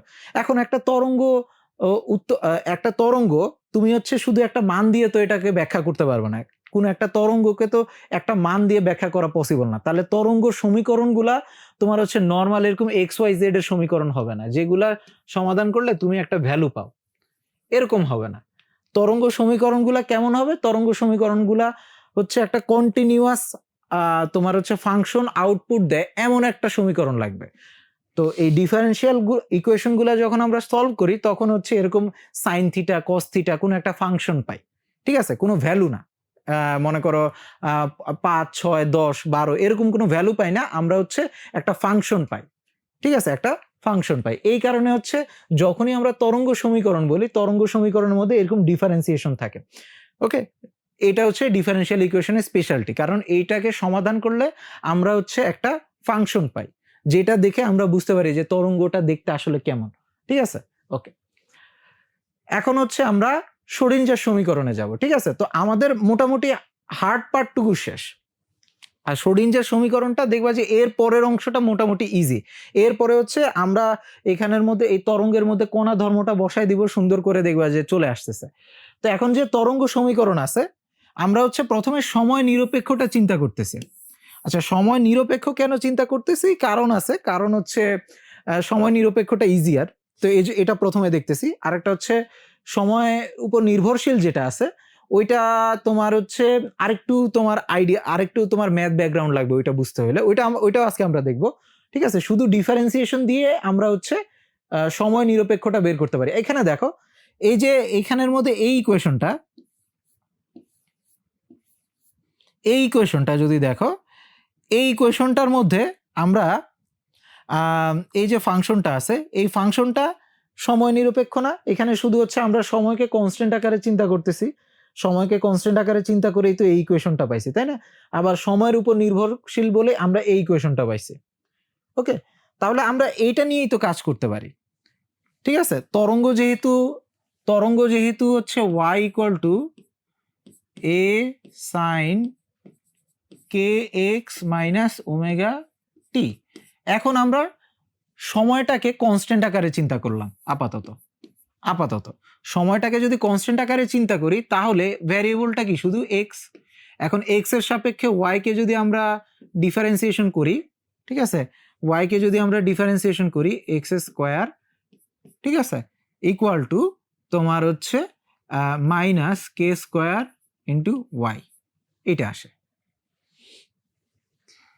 ঠিক আছে? এটা আসে। তবে সাধারণত হচ্ছে তরঙ্গ সমীকরণ যেটা আছে শ্রোডিঞ্জার হচ্ছে যে তরঙ্গ সমীকরণটা বের করছে, এই তরঙ্গ সমীকরণের মধ্যে y দিয়ে এটাকে লেখা হয় না, এটাকে স্পেশাল একটা সিম্বল দিয়ে প্রকাশ করা হয়। এটা হচ্ছে সাই দিয়ে প্রকাশ করা হয়, এবং এই সাইটা x এবং t দুইটার উপরই নির্ভর করে। তবে আমরা আপাতত ধরে নিচ্ছি যে এটা t এর উপরে ডিপেন্ড করে না, আপাতত এটা শুধুমাত্র x এর উপর ডিপেন্ড করে। ঠিক আছে? আপাতত শুধুমাত্র এটা x এর উপর ডিপেন্ড করে। শুধু x এর উপর ডিপেন্ড করলে এখানের মধ্যে আমরা এটাকে লিখতে পারি হচ্ছে d square by dx square into psi. ঠিক আছে? আপাতত শুধু x এর উপর ডিপেন্ড করে। তো এখানের মধ্যে আমরা এই ওমেগা টি টাকেও কেটে দেই, তাহলে একটু বুঝতে সুবিধা হবে। তাহলে ওমেগা কে এক্স জাস্ট এই ফাংশন। ঠিক আছে? সময় নিরপেক্ষ এটাকে যদি আমরা দুইবার ডিফারেন্সিয়েশন করি তাহলে আমার আবার সাইটা ফেরত আসবে। একবার ডিফারেন্সিয়েশন করলে সাইনটা কজ হবে, একবার ডিফারেন্সিয়েশন করলে এই সাইনটা কজ হবে, আবার ডিফারেন্সিয়েশন করলে কজটা আবার সাইন হয়ে যাবে, তার মানে আবার ব্যাক চলে আসবে। আর এই প্রসেসে তোমার এক্স এর যে সহগটা আছে এটা এই যে কে স্কয়ার আকারে এখানে আসবে। ওকে, তো এটা যেহেতু নর্মাল একটা ওয়েভ ইকুয়েশন এই হিসেবে আমরা লিখলাম। ওকে, একটা সিম্পল আইডিয়া থেকে আমরা বিল্ড আপ করতেছি। তো এখন এই ডি কেন লিখলাম ডেল্টা না লিখে? কারণ ডেল্টা দিছি হচ্ছে ২ টা চলকের উপর নির্ভরশীল বলে। আমরা এখন চিন্তা করতেছি যে না এখানে আপাতত শুধু এক্স অক্ষের উপর নির্ভরশীল। তাহলে একটাই যেহেতু চলক আমি ডি দিয়েই লিখছি, অসুবিধা নাই। তো এখন d square psi by d x square equal plus k square psi equal to 0। Okay, এটা হচ্ছে একটা ডিফারেন্সিয়াল ইকুয়েশন। এখন এইখানের থেকে একটু ডিফারেন্ট হওয়া শুরু করবে। এটা এখানে আমরা কি করার চেষ্টা করতেছি? এটা হচ্ছে ওয়েভ ইকুয়েশন, তাই না? Wave equation. আমার ইলেকট্রনটা কি? ইলেকট্রন কিন্তু একটা কণা, পার্টিকেল, যেটার একটা কি আছে? গাইডিং ওয়েভ আছে, যেটার চলাফেরা আমরা একটা গাইডিং ওয়েভ দ্বারা ব্যাখ্যা করব। ঠিক আছে, ওই ওয়েভ ইকুয়েশনটা হচ্ছে এটা। এখন তাহলে ইলেকট্রনের কণা ধর্মগুলা যদি আমরা এখানে বসানো শুরু করি আস্তে আস্তে, এখানে যদি আমরা কণা ধর্মগুলো আস্তে আস্তে বসানো শুরু করি, এখানে একটু দেখো এই কে স্কোয়ার মানে কি? কে স্কোয়ার মানে হচ্ছে এখানের মধ্যে আমি যদি বসাই, আচ্ছা, কে মানে হচ্ছে টোয়াইস পাই বাই ল্যামডা, তাই না? তো কে স্কোয়ার মানে কি?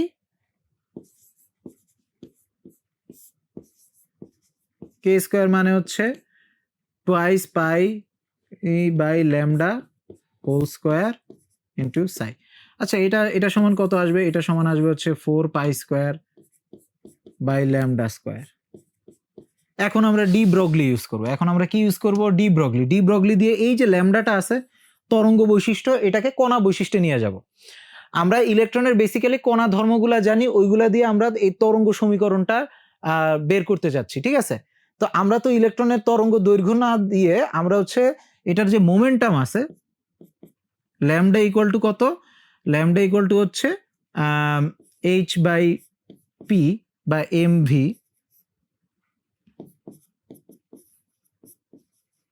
ওইটা ইউজ যদি করি এখন,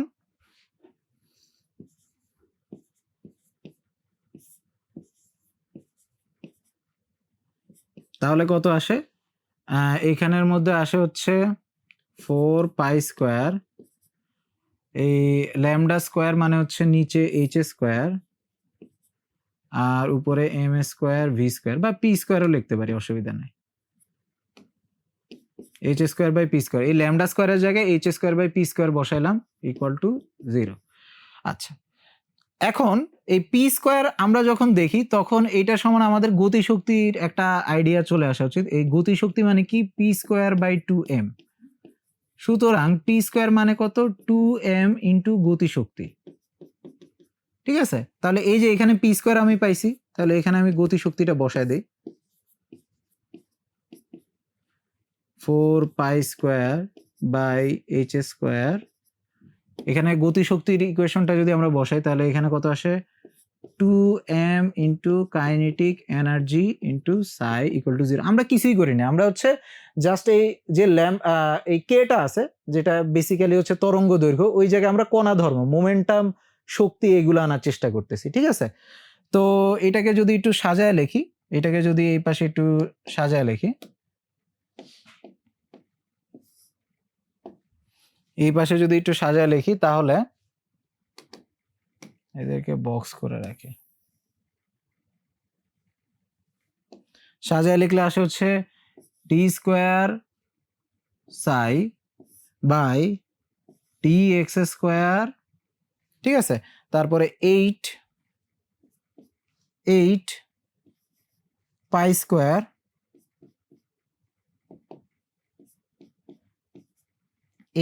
square into m divided by H square, ঠিক আছে? 8 pi square m divided by H square. তো আমরা এখানে এনার্জি আনলাম, কি এনার্জি? কাইনেটিক এনার্জি, গতিশক্তি। আর গতিশক্তি মানে কি? গতিশক্তি মানে হচ্ছে এটা হচ্ছে সম্পূর্ণ শক্তি মাইনাস বিভব শক্তি। গতিশক্তি মানে কি? বেসিক্যালি সম্পূর্ণ এনার্জি মাইনাস বিভব শক্তি। তো এইখানে আমরা এই গতিশক্তির জায়গায় complete energy minus potential energy equal to 0 লিখতে পারি।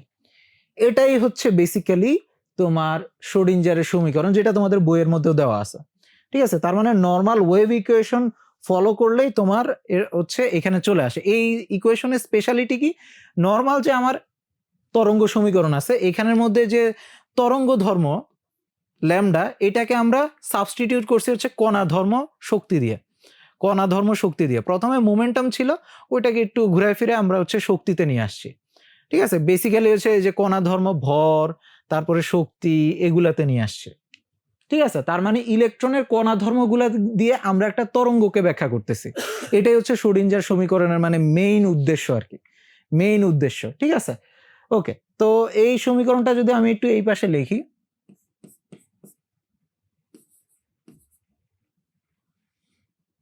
D square psi by d x square plus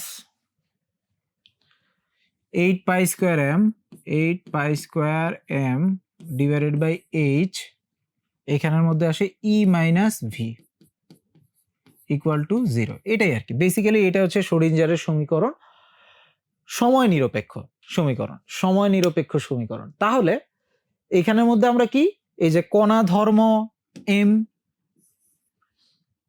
কণা ধর্ম এই শক্তি, ঠিক আছে, কণা ধর্মগুলা দিয়ে শক্তি টক্তি এগুলার মান যদি আমরা বসাই, তাহলে ইলেকট্রনের তরঙ্গ ধর্মের যে ইকুয়েশন আছে সেটা আমরা এই সাইটা আমরা বের করতে পারবো। এই ইকুয়েশনটা একটু অন্য ডিরেকশনে যাওয়া যায়, সেটা হচ্ছে ইলেকট্রন বেসিক্যালি তো এক্স অক্ষ বরাবর চলবে এমন কোনো কথা নেই। ইলেকট্রন ওয়াই জেড 3 অক্ষ বরাবরই চলাফেরা করতে পারে। ইলেকট্রন এক্স ওয়াই জেড 3 অক্ষ বরাবরই চলাফেরা করতে পারে। যদি এক্স ওয়াই জেড 3 অক্ষ বরাবরই চলাফেরা করে, তাহলে শুধুমাত্র এই যে d square by d x square এইটুকু রাখলে হবে না। তারপর ওয়াই অক্ষ বরাবরও তার এইটা থাকতে হবে, জেড অক্ষ বরাবরও এটা থাকতে হবে। ঠিক আছে, তার মানে বেসিক্যালি তোমার হচ্ছে এই সাইটা যদি এক্স ওয়াই জেড 3 অক্ষ বরাবরই চেঞ্জ হয়, ঠিক আছে, তখন এইটাকে আমরা আর এইভাবে রাখবো না, তখন শুধু এইটা রাখবো না, তখন এইটার সাথে আমরা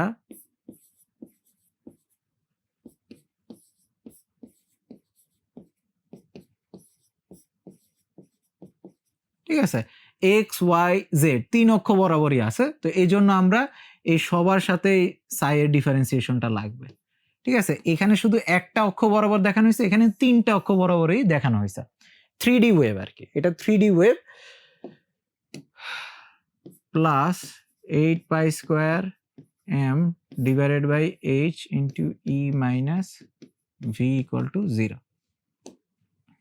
ওকে, তো এটা হচ্ছে আমাদের একটা পূর্ণাঙ্গ রূপ দিলাম। ঠিক আছে, এই ইকুয়েশনটা এইভাবে পূর্ণাঙ্গ রূপ দিলাম। হ্যাঁ, তো এটা 3D যে মোশনটা আছে ইলেকট্রনের, যে 3 ডাইমেনশনাল মোশন, এইটা ব্যাখ্যা করার জন্য এই হচ্ছে সময় নিরপেক্ষ শ্রোডিঞ্জারের সমীকরণ। এবং এইটা প্রথমে হচ্ছে আমার শ্রোডিঞ্জার সলভ করছে, শ্রোডিঞ্জার সলভ করে ওই বোরের যে ইকুয়েশনটা আছে, বোরের ইকুয়েশনটা আবার বোরের যে এনার্জি ইকুয়েশন আছে বেসিক্যালি হচ্ছে এইটা সলভ করে বোরের যে এনার্জি ইকুয়েশনটা সেটা হচ্ছে E n minus 13.6 by n square electron volt. হ্যাঁ, এই সমীকরণটা সে আবার পাইছে।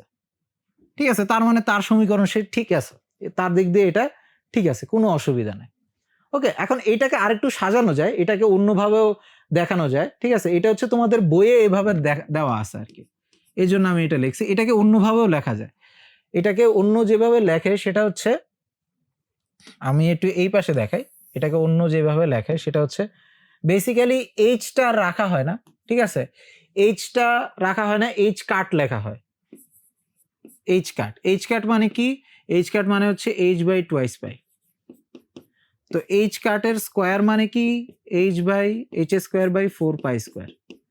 তো এইখানের মধ্যে H square by 4 pi square এই অংশটাকে আমরা এইচ কাট দ্বারা রিপ্লেস করতে পারি, তখন হচ্ছে কত আসে, d square psi by d x square plus, ঠিক আছে, প্লাস এখানের মধ্যে প্লাস হচ্ছে এই যে এই 8 পাই স্কোয়ার বাই এইচ কে আমরা লিখতে পারি 2 by H cut, 2 by H cut square, ঠিক আছে, 2 বাই এইচ কাট স্কোয়ার। তো এইটুকু এই যে 4 পাই স্কোয়ার, তো এখানে আমাদের একটা 2 গুণ করলে আমাদের 8 চলে আসবে, ঠিক আছে। তারপরে ইন্টু এম। ওকে, তাহলে দেখো 8 পাই স্কোয়ার বাই এম, এইচকে আমরা 2m by H cut square লিখলাম। এটা জাস্ট একটু ক্লিন ভার্সন আর কি। Minus E minus V into psi. আচ্ছা, এখানে সাইটা দেই নাই কোনো কারণে, এখানে আগেও সাই ছিল, এখানে আমি সাইটা মিস করে গেছি। এই যে এখানে সাই ছিল, আমি কোনো কারণে মিস করে গেছি, ঠিক আছে। তারপরে ইন্টু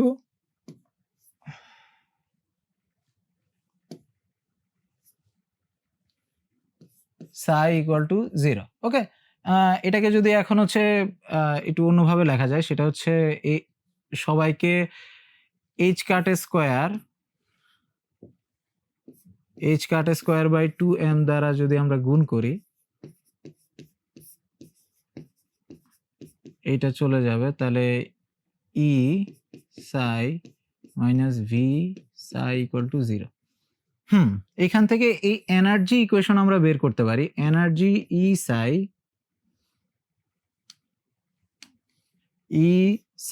ইকুয়াল টু, এটা হচ্ছে এই পাশে রাখলাম, এই দুইটাকে এই পাশে নিয়ে যায়, এই দুইটা জিনিসকে ওই পাশে নিয়ে যায়, তাহলে আমাদের আসে হচ্ছে minus H cut square by 2m d square psi by d x square plus v psi. Okay, এটাকে একটু ঘুরে লিখি, H cut square by 2m d square by d x square psi plus v psi equal to e psi. এটা হচ্ছে basically তোমার মানে standard ফর্মটা আর কি, স্ট্যান্ডার্ড ফর্মটা বইয়ের মধ্যে এটা আছে দেখে লিখলাম, মানে এটাকে একটু সাজায় গুছায় লিখলে এটা হয় আর কি, ঠিক আছে। এটাকে আরো শর্ট করে লেখা যায়, এখানের মধ্যে যে এই ফাংশনটা আছে এটাকে ন্যাবলা স্কোয়ার বলা হয়, এটাকে ন্যাবলা দ্বারা প্রকাশ করা হয়, ঠিক আছে, ন্যাবলা। তোমরা যদি কার্ল ডাইভারজেন্স গ্রেডিয়েন্ট পড়ো তখন এটা দেখবা যে এই যে x square y square z square 3 অক্ষ বরাবর যদি ডিফারেন্সিয়েশন হয়, এটাকে আমরা হচ্ছে ন্যাবলা দ্বারা প্রকাশ করি, ন্যাবলা দ্বারা হচ্ছে এইটা প্রকাশ করা হয়, আর এইটা দ্বারা এই এই এই, ঠিক আছে।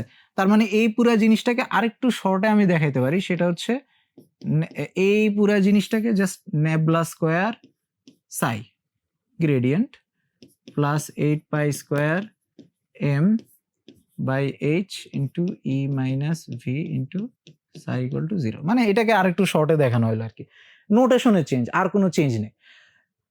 তো ফাইনাল ফর্ম যদি আমি বলি, এইটা আমি প্রেফার করি আর কি, এটা তোমরা হচ্ছে ম্যাক্সিমাম জায়গার মধ্যে দেখবা, ঠিক আছে, এই ইকুয়েশনটাই দেখবা। তো এটা হচ্ছে কি নর্মাল আমাদের যে, এই যে দেখো নর্মাল আমরা যে ওয়েভ ইকুয়েশন পাইতাম, ঠিক আছে, নর্মাল আমরা যে ওয়েভ ইকুয়েশন পাচ্ছি, এই যে এইটাকেই আমরা জাস্ট কেটাকে কণা ধর্ম দ্বারা মডিফাই করে হচ্ছে আমরা আলটিমেটলি এই জায়গায় পৌঁছায় গেছি। মাঝখানে সবগুলো হচ্ছে বাংলা ক্যালকুলেশন আর কি। ওকে, তো এটা হচ্ছে আমাদের টাইম ইন্ডিপেন্ডেন্ট শ্রোডিঞ্জার সমীকরণ। ওকে, তো এইটুকু মাথায় নিয়ে নাও। হ্যাঁ, এখানের মধ্যে এটার তাৎপর্যটা বোঝাটা একটু মুশকিল। আমরা এইটুকু বুঝতে পারছি যে এখানের মধ্যে আমরা তরঙ্গ ধর্মের মধ্যে কণা ধর্মটা, ইলেকট্রনের কণা ধর্মের বৈশিষ্ট্যগুলো ইনক্লুড করে এই ইকুয়েশনে আসছি, কিন্তু এই টার্মটা কি বুঝায়, এটা তো বিভব শক্তি বুঝলাম, এটা হচ্ছে মোট শক্তি, এটা কি জিনিস, এটা কি জিনিস, এত বিদঘুটে একটা জিনিস, বিদঘুটে মনে হবে না, এই জিনিসটা কি বেসিক্যালি, এটা একটু পরে আমরা বুঝতে পারবো, অসুবিধা নাই। আমরা যখন হচ্ছে সময় নির্ভর বা সময়ের উপর নির্ভরশীল শ্রোডিঞ্জার সমীকরণটা দেখব। এতক্ষণ ধরে সময়ের উপর সময় নিরপেক্ষটা দেখলাম, এখন সময়ের উপর নির্ভরশীলটা দেখি, যেটা তোমাদের ইন্টারের বইয়ে নাই, তবে এটা বুঝাটাও তো টাফ হবে না আশা করি। এটা যদি বুঝতে পারো তাহলে আরেকটা আসল যে তোমার হচ্ছে সাইয়ের যে প্রকৃতিটা, এইটা সম্পর্কে আমরা আইডিয়াটা পাবো আর কি, ঠিক আছে। এইটা যদি সলভ না করি তাহলে সাইটা এক্স্যাক্টলি কেমন, এর প্রকৃতিটা কেমন এবং এটা কি বুঝাচ্ছে, অনেক জিনিস একটু আবসা থাকবে। তো আমি হচ্ছে প্রথমে বেসিক্যালি এনার্জি দিয়ে শুরু করব। এনার্জি ই, কোনো কিছুর টোটাল এনার্জি কি, potential energy U plus kinetic energy, এটা ঠিক আছে, যে কোনো কিছুর জন্য total energy equal to potential energy plus kinetic energy, বিভব শক্তি প্লাস গতিশক্তি। তো এখন বিভব শক্তি ইউ দিয়ে লিখি, আপাতত অসুবিধা নাই। কাইনেটিক এনার্জিকে আমরা মোমেন্টাম দিয়ে লিখতে পারি বা ভরবেগ দিয়ে লিখতে পারি। কাইনেটিক এনার্জি কত? পি স্কোয়ার বাই 2m, ঠিক আছে, পি স্কোয়ার বাই 2m।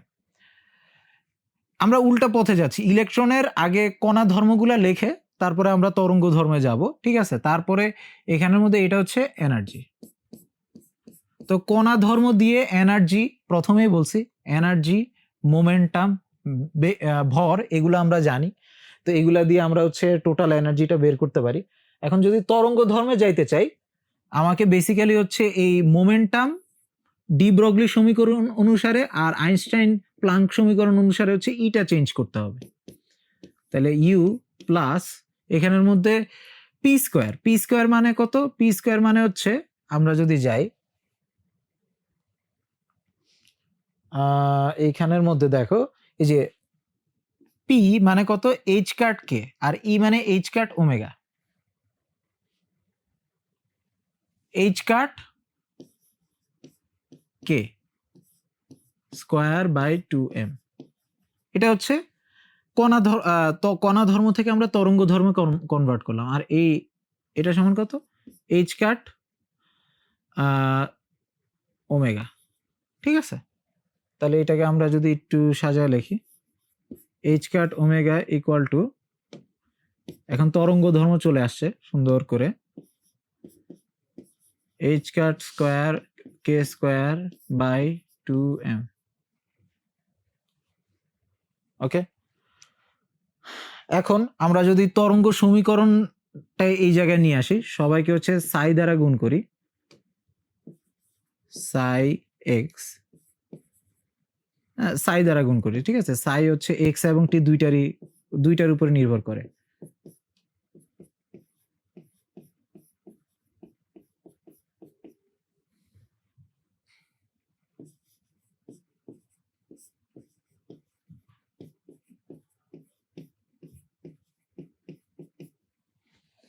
ওকে, এখানে সাইটা দ্বারা গুণ করলাম। আচ্ছা, সাই এর এক্স টিটা আপাতত সরাই দেই, একটু ক্লাটার্ড মনে হচ্ছে।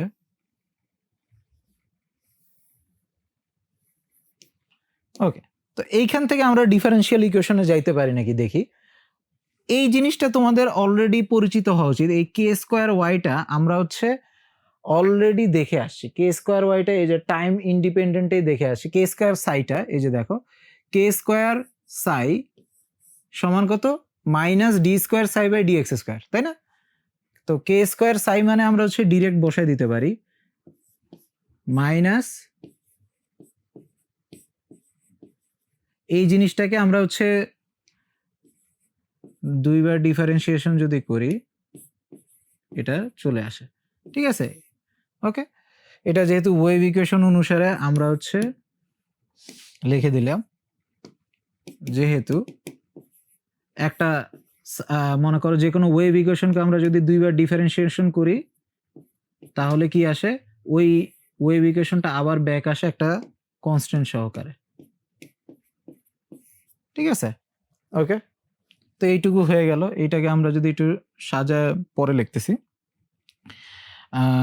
এখন এটাকে আমরা একটু সাজায় লিখি, এইচ কাট, না থাক, এটা আপাতত এইভাবেই থাক।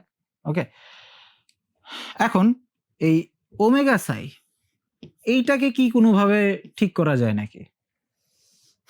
ওমেগা সাই দুইবার করলে তো ওমেগা স্কোয়ার আসা উচিত, যেটা আমরা আগে দেখছি। এই যে দেখো, দুইবার ডিফারেন্সিয়েশন করলে ওমেগা স্কোয়ার আসে, তার মানে একবার করলে ওমেগা আসবে, তাই না? একবার করলে ওমেগা আসবে সময়ের সাপেক্ষে অন্তরীকরণ করলে। তাহলে আমাদের যে ইকুয়েশনটা আছে, এই পাশে আমি যদি লিখি, আমাদের যে ইকুয়েশনটা আছে সাই এক্স টি এ sine k x minus omega t. এখন এটার সমস্যাটা কি? এটার এখানের মধ্যে দেখো, আমি হচ্ছে একবার ডিফারেন্সিয়েশন করি টি এর সাপেক্ষে,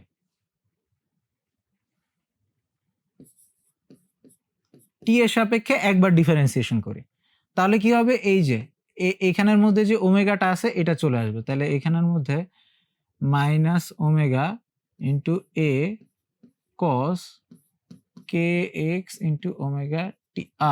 এখানের মধ্যে তো সমস্যা হয়ে গেল, কারণ হচ্ছে দেখো এইটা কিন্তু সাইয়ের সমান না, তাইলে আমরা actually d psi by d t সমান ওমেগা সাই লিখতে পারতাম। ওমেগা সাই যদি লিখতে পারতাম তাহলে এখানের মধ্যে এটা কমপ্লিট হয়ে যেত, কমপ্লিট ডিফারেন্সিয়াল ইকুয়েশন। কিন্তু ওমেগা সাই সমান তো ডি সাই বাই ডিটি হচ্ছে না, কারণ কি? কারণ হচ্ছে দেখো এইখানের মধ্যে এটা হচ্ছে কস আর এটা হচ্ছে সাইন, তার মানে মিলতেছে না। তো আমার তো যদি আবার সাইন পাইতে হয়, এই সাইটা যদি আবার পাইতে হয় দুইবার করা লাগবে, একবার করলে হবে না। কিন্তু এখানে তো একবারই করার নির্দেশ আছে, এখানে তো একবারই করতে বলতেছে, তাহলে কি হবে? এটা তো একটা ঝামেলা হচ্ছে। তাহলে এরকম এখন তো তার মানে কি এটা হচ্ছে অ্যাকচুয়ালি পুরোপুরি শ্রোডিঞ্জার সমীকরণকে ব্যাখ্যা করতে পারে না। এই সমীকরণটা পুরোপুরিভাবে শ্রোডিঞ্জার সমীকরণকে ব্যাখ্যা করতে পারে না। আচ্ছা, তাহলে এটার সলিউশনটা কি?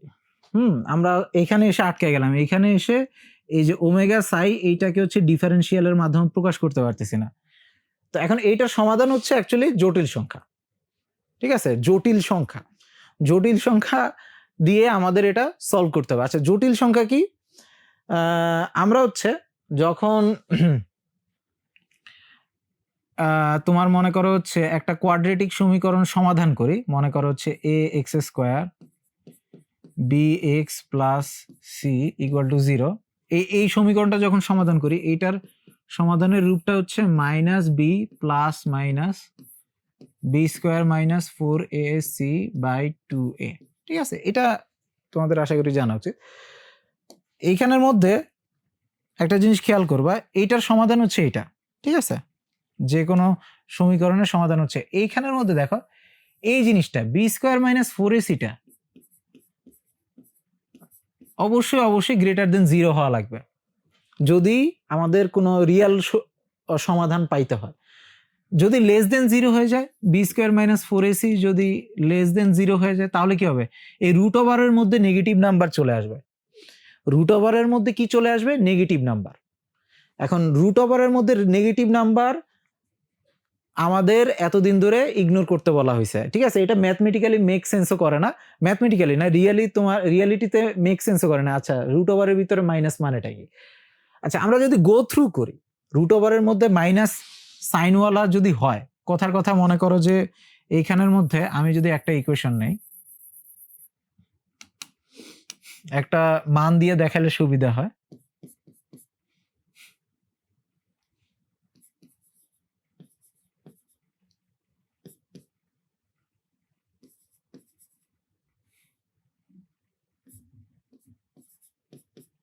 ঠিক আছে, এইটা হচ্ছে আমার একটা সমীকরণ। ঠিক আছে, নর্মাল দ্বিঘাত সমীকরণ। এটাকে যদি এখন আমরা সমাধান করি, তাহলে x equal to minus b, beta কি? এই যে এক্স এর সহগ, প্লাস মাইনাস এখানের মধ্যে হচ্ছে বি স্কোয়ার মানে হচ্ছে 6 স্কোয়ার মাইনাস 4 ইন্টু 5 ইন্টু 2। ঠিক আছে, 4 into 5 into 2 divided by 2 into 5, ওই যে পি স্কোয়ার মাইনাস 4ac, এটা হিসাব করলাম আমরা। তো এখন -6 প্লাস মাইনাস এখানের মধ্যে 36 মাইনাস 40 আসে। আয় হায়, এটা কেমন জিনিস আবার? আর 2 ইন্টু 5 মানে হচ্ছে 10। তাহলে এখানের মধ্যে দুইটা, এই 10কে যদি আমি দুই ভাগে ভাগ করি, 6/10 একটা অংশ আসে, প্লাস মাইনাস, আচ্ছা 36 থেকে 40 বিয়োগ করলে কত হয়? -40/10 এরকম একটা অংশ আসে। রুট ওভারের ভিতরে মাইনাস, এটা হচ্ছে আমরা বারবার করে এক্সপ্লেইন, তো এটাকে আমরা হচ্ছে এড়ায় যাওয়ার কথা বলা হয়েছে। ঠিক আছে, আচ্ছা এখন আমরা যদি এড়ায় না যাই তাহলে কি হবে? এই যে দেখো -3/5 প্লাস মাইনাস, এক কাজ করি, এই রুট ওভার 40টাকে আমরা root over -1 into root over 40 এই দুই ভাগে ভাগ করতে পারি। রুট ওভার 4কে, সরি 14 তো না, এটা রুট ওভার 4। ঠিক আছে, রুট ওভার 4, √4 কে এভাবে ভাগ করতে পারি, তাহলে -3/5 প্লাস মাইনাস √-1 ইন্টু 2/10 এরকম একটা জিনিস আসে। তার মানে একটা ভ্যালু আসতেছে, কিন্তু একটা মনে হইতে পারে যে একটা ননসেন্সিক্যাল ভ্যালু আসতেছে, ঠিক আছে? এই √-1 বিশিষ্ট একটা ভ্যালু আসতেছে। এই রকমের সংখ্যাকে, যেখানে এরকম √-1 আসে, এদেরকে জটিল সংখ্যা বলে। যেখানে এরকম √-1 আছে, এদেরকে কি বলা হয়? জটিল সংখ্যা বলা হয়। তার মানে জটিল সংখ্যা আসে, এরকম ইকুয়েশন সলভ করলেই চলে আসে, ঠিক আছে? এদেরকে আমাদের ইগনোর করতে বলা হয়েছিল, কিন্তু এইখানের মধ্যে আমরা এই সংখ্যাকে এইভাবে প্রকাশ করতে পারি যে এখন এই প্লাস মাইনাস এই যে -1 আছে, এটাকে ইমাজিনারি নাম্বার i ধরতে পারি, √-i। 2/10 মানে হচ্ছে 1/5, ঠিক আছে? এই হচ্ছে আমার একটা সমাধান আসে, এই সমীকরণে একটা সমাধান আসে, কিন্তু এটা একটা কমপ্লেক্স নাম্বার আসে, যেটার মধ্যে একটা অংশ আছে i ছাড়া অংশ, এই i ছাড়া একটা অংশ আছে, এটাকে আমরা রিয়েল পার্ট বলবো, রিয়েল অংশ, বাস্তব অংশ। আর এটা হচ্ছে ইমাজিনারি অংশ, i গুণ করা যে অংশটা আছে ওইটা হচ্ছে ইমাজিনারি অংশ, ঠিক আছে? বেসিক্যালি এটা হচ্ছে আমাদের জটিল সংখ্যা। এখন জটিল সংখ্যাগুলা তাহলে দেখতে কেমন হয়, আমি জাস্ট এটা দেখাইলাম হচ্ছে জটিল সংখ্যাটা কিভাবে আসে ওইটা বোঝানোর জন্য, ঠিক আছে?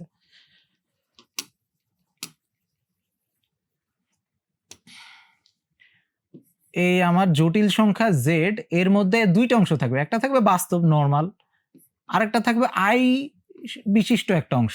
এইটা হচ্ছে আমাদের জটিল সংখ্যা, ঠিক আছে? এইটা হচ্ছে কি আমাদের জটিল সংখ্যা। এখন এদের মধ্যে যে বিষয়টা, সেটা হচ্ছে ফিজিক্যালি আমরা শুধুমাত্র এই বাস্তব অংশটাই পাই, ফিজিক্যালি আমরা শুধুমাত্র বাস্তব অংশটাই পাই। এই যে ইমাজিনারি অংশটা আছে, এইটা হচ্ছে ফিজিক্যাল মিনিং নাই, ঠিক আছে? কিন্তু ম্যাথমেটিক্যালি এটা খুবই হেল্পফুল, এটা হচ্ছে 2 ডাইমেনশনাল নাম্বারের মতন, ঠিক আছে? এতদিন ধরে শুধুমাত্র আমরা হচ্ছে বাস্তব রেখা বরাবর সংখ্যাগুলোকে চিন্তা করলাম, এখন আরেকটা অক্ষ বরাবর আমাদের চিন্তা করতে হবে, সেটা হচ্ছে ইমাজিনারি এক্সিস বরাবর। তার মানে এটা হচ্ছে সংখ্যাটা শুধুমাত্র একটা লাইনের উপরে থাকতে পারে এমন না, একটা প্লেনের উপরে থাকবে, একটা তলের উপরে থাকবে। তো এখানে এই একটা তলের উপরে যদি থাকে, এটা হচ্ছে 2D নাম্বার। এতদিন ধরে বাস্তব সংখ্যা হচ্ছে শুধুমাত্র 1D নাম্বার ছিল, ঠিক আছে? তো এইখানের মধ্যে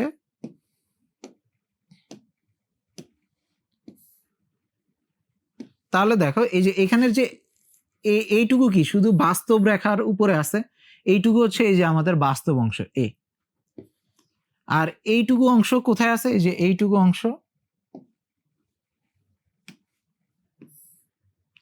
এই খাড়া অংশটা আছে হচ্ছে তোমার ইমাজিনারি লাইনের উপরে, এইটা হচ্ছে ওই i এর সাথে অংশটা b, ঠিক আছে? a অংশ আর b অংশ, z = a আর b, ঠিক আছে? এখন এখানের মধ্যে যদি a - ib লিখি, তাহলে এটার মানে কি? বাস্তব রেখা বরাবর এতটুকু যাব, কিন্তু এখন আমি উপরে না গিয়ে, ঠিক আছে, এখন আমি উপরে না গিয়ে এই বাস্তব রেখা বরাবর এতটুকু গেলাম, এখন আমি উপরে না গিয়ে নিচে যাব, -b মানে হচ্ছে আমি নিচে যাচ্ছি। এটা একটু আনরিলেটেড মনে হইতে পারে, ওকে? তাহলে এটা হচ্ছে আমার কি, ওই যে -b অংশটা,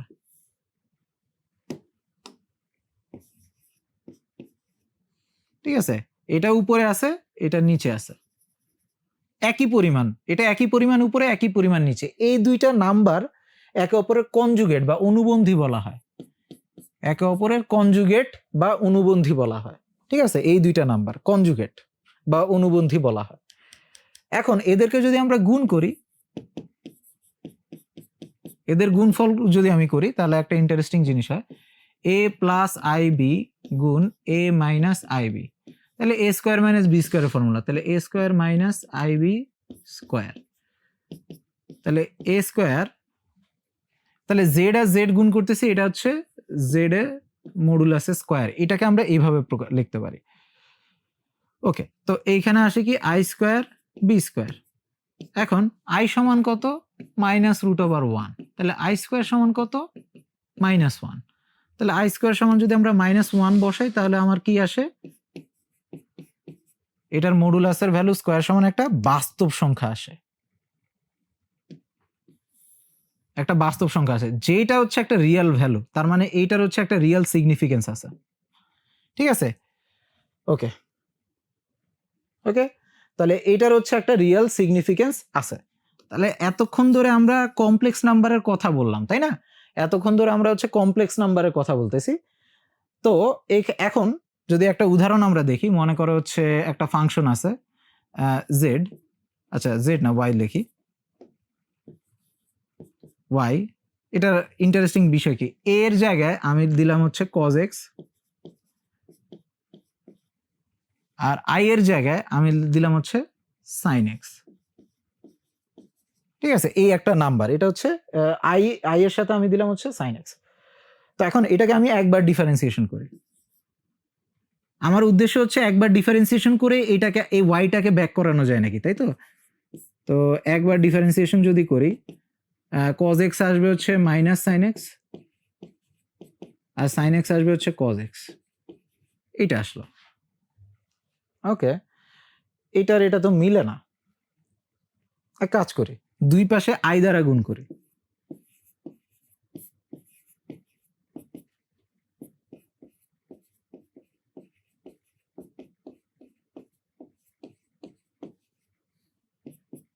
আই দ্বারা গুণ করলে এখন দেখো এখানে কত আসে, -1। ঠিক আছে, এখানে হচ্ছে আই স্কোয়ার সমান কত আসে, -1।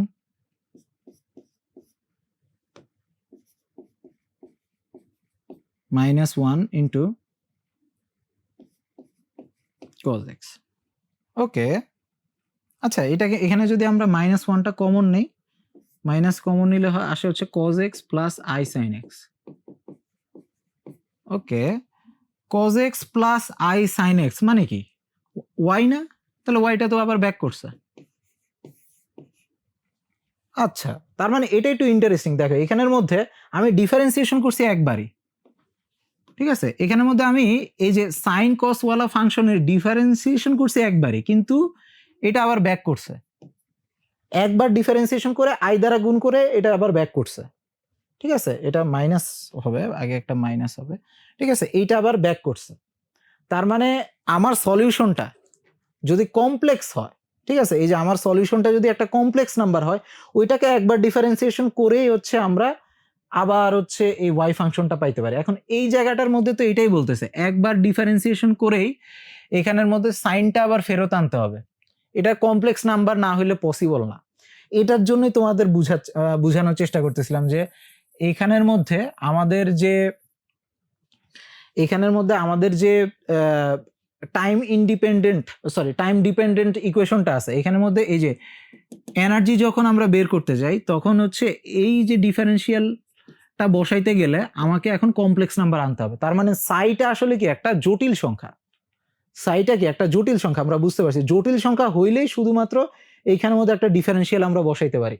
তো আমরা যদি এইখানের মধ্যে ডিফারেন্সিয়াল ইকুয়েশন হিসেবে নিব হচ্ছে সাই এক্স টি, ঠিক আছে, আমরা নিব হচ্ছে a cos k x minus omega t i into a sine k x minus omega t. ঠিক আছে, আমরা এইটা নিলাম। এখন এইটাকে যদি আমি এখন একবার ডিফারেন্সিয়েশন করি সময় সাপেক্ষে, ওকে, কসটা হয়ে যাবে সাইন, তাহলে এ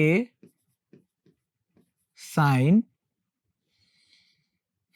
মাইনাস আসবে, তাহলে এ sine k x minus omega টি, আর সামনে একটা ওমেগা চলে আসবে, টি এর সাথে কি আছে, ওমেগা। ওকে, আর এখানের মধ্যে আমি যদি এই পাশে এইটাকে ডিফারেন্সিয়েশন করি, আইটা তো বাইরেই থাকবে, এটাকে ডিফারেন্সিয়েশন করলে কি থাকে, এ সাইনটা হয়ে যাবে কস কে এক্স মাইনাস ওমেগা টি, আর এখানে মাইনাস ওমেগাটা সামনে চলে আসবে।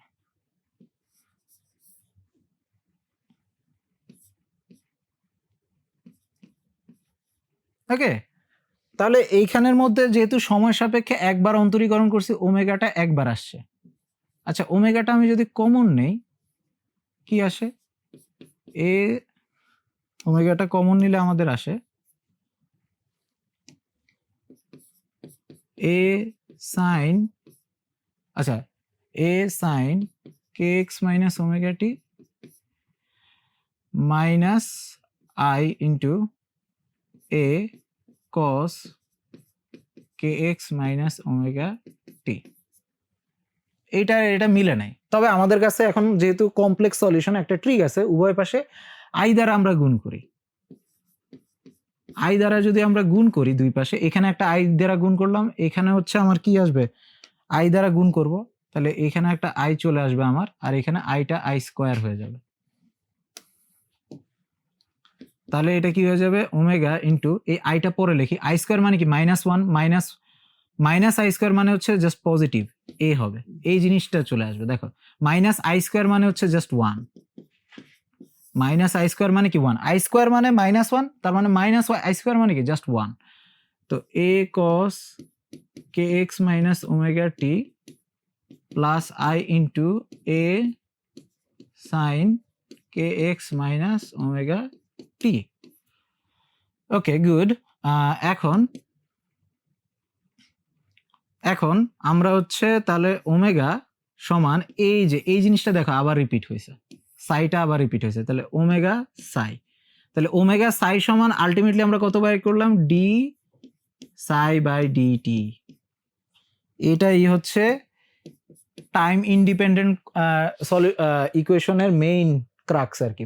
টাইম ইন্ডিপেন্ডেন্ট সলিউশনটা যখন টাইম ডিপেন্ডেন্ট সলিউশনটা যখন আমরা দেখছি, যখন সময় নিয়ে চিন্তা করতে হয়েছে, তখন এই জায়গাটার মধ্যে এখন কি চলে আসতেছে, একটা আই চলে আসতেছে, আর এখানে ডি সাই বাই ডিটি।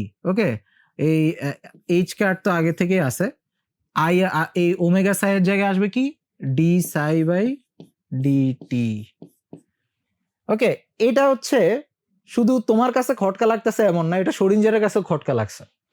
ঠিক আছে, এই জিনিসটা, এই যে আইটা চলে আসলো, এই আইটা চলে আসার কারণে শরিঞ্জারের কাছে খটকা লাগছে। আচ্ছা, আই চলে আসা মানে তো আমার সলিউশনটা হচ্ছে এরকম কমপ্লেক্স নাম্বার হবে, কমপ্লেক্স ওয়েভ হবে। এটা তো বাস্তবে এক্সিস্টই করে না, ফিজিক্যালি তো এটা এক্সিস্ট করে পসিবল না। ঠিক আছে, ফিজিক্যালি আমরা এটার হিসাবই করতে পারবো না, কারণ এখানে আই একটা কনস্ট্যান্ট আছে। ঠিক আছে, তাহলে উনি হচ্ছে এটা অনেক আগে, মানে করো যে টাইম ডিপেন্ডেন্টটা উনি অনেক দ্রুতই সলভ করছে, এটা ওনার মাথায় আসছে, কিন্তু উনি এটা পাবলিশ করে নাই। আর কয়েকদিন ধরে বসেছিল, অনেকজনের সাথে কথা বলতেছে, ভাই এখানের মধ্যে কি হচ্ছে, কমপ্লেক্স নাম্বার চলে আসতেছে। এর আগে যত ওয়েভ ইকুয়েশন ছিল ওইখানের মধ্যে কমপ্লেক্স নাম্বার আসে নাই, শুধুমাত্র কোয়ান্টাম মেকানিক্সে কমপ্লেক্স নাম্বার চলে আসতেছে, জটিল সংখ্যা চলে আসতেছে, আই চলে আসতেছে। ঠিক আছে, তো এইটা হচ্ছে টাইম ডিপেন্ডেন্ট শোরিঞ্জার সমীকরণ। তাহলে এটাকে যদি আমি পুরোপুরিভাবে লিখি,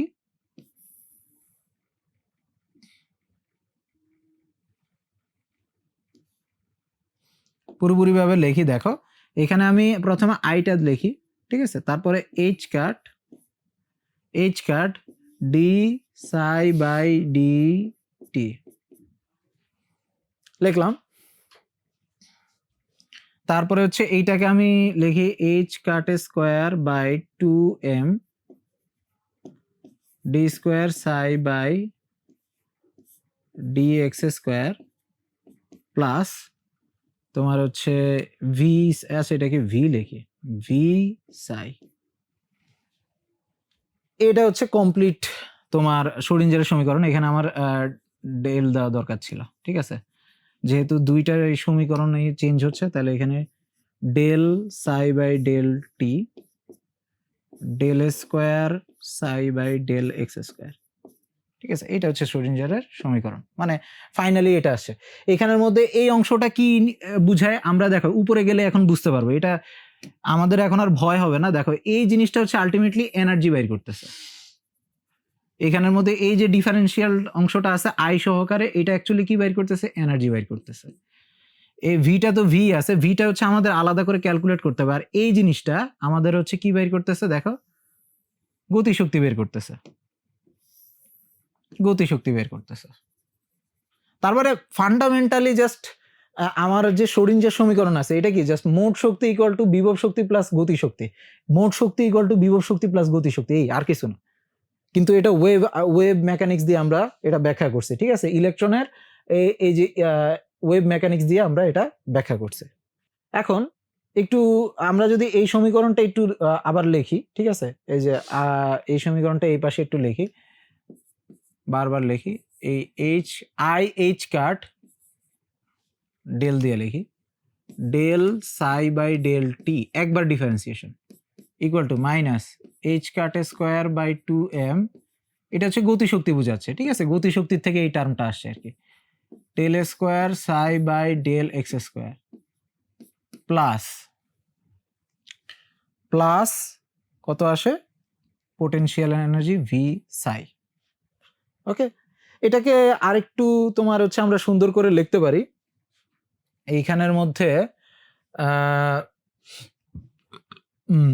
এইখানের মধ্যে সাই আর সাই কমন যায়। আচ্ছা, এটাকে একটু উল্টা করে লিখি, H cut square by 2m del square by del x square plus V.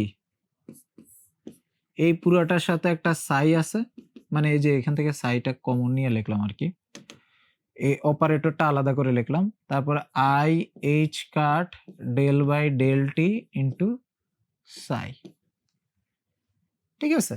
তো এখন দেখো এইখানের মধ্যে এই পুরো জিনিসটার একটা নাম আছে সুন্দর, মানে এই অপারেটরটার সুন্দর একটা নাম আছে। এখানে দেখো আলটিমেটলি হচ্ছে গতিশক্তি, এই অংশটা কি গতিশক্তির অংশ, কাইনেটিক এনার্জির অংশ, আর এই অংশটা হচ্ছে পোটেনশিয়াল এনার্জির অংশ।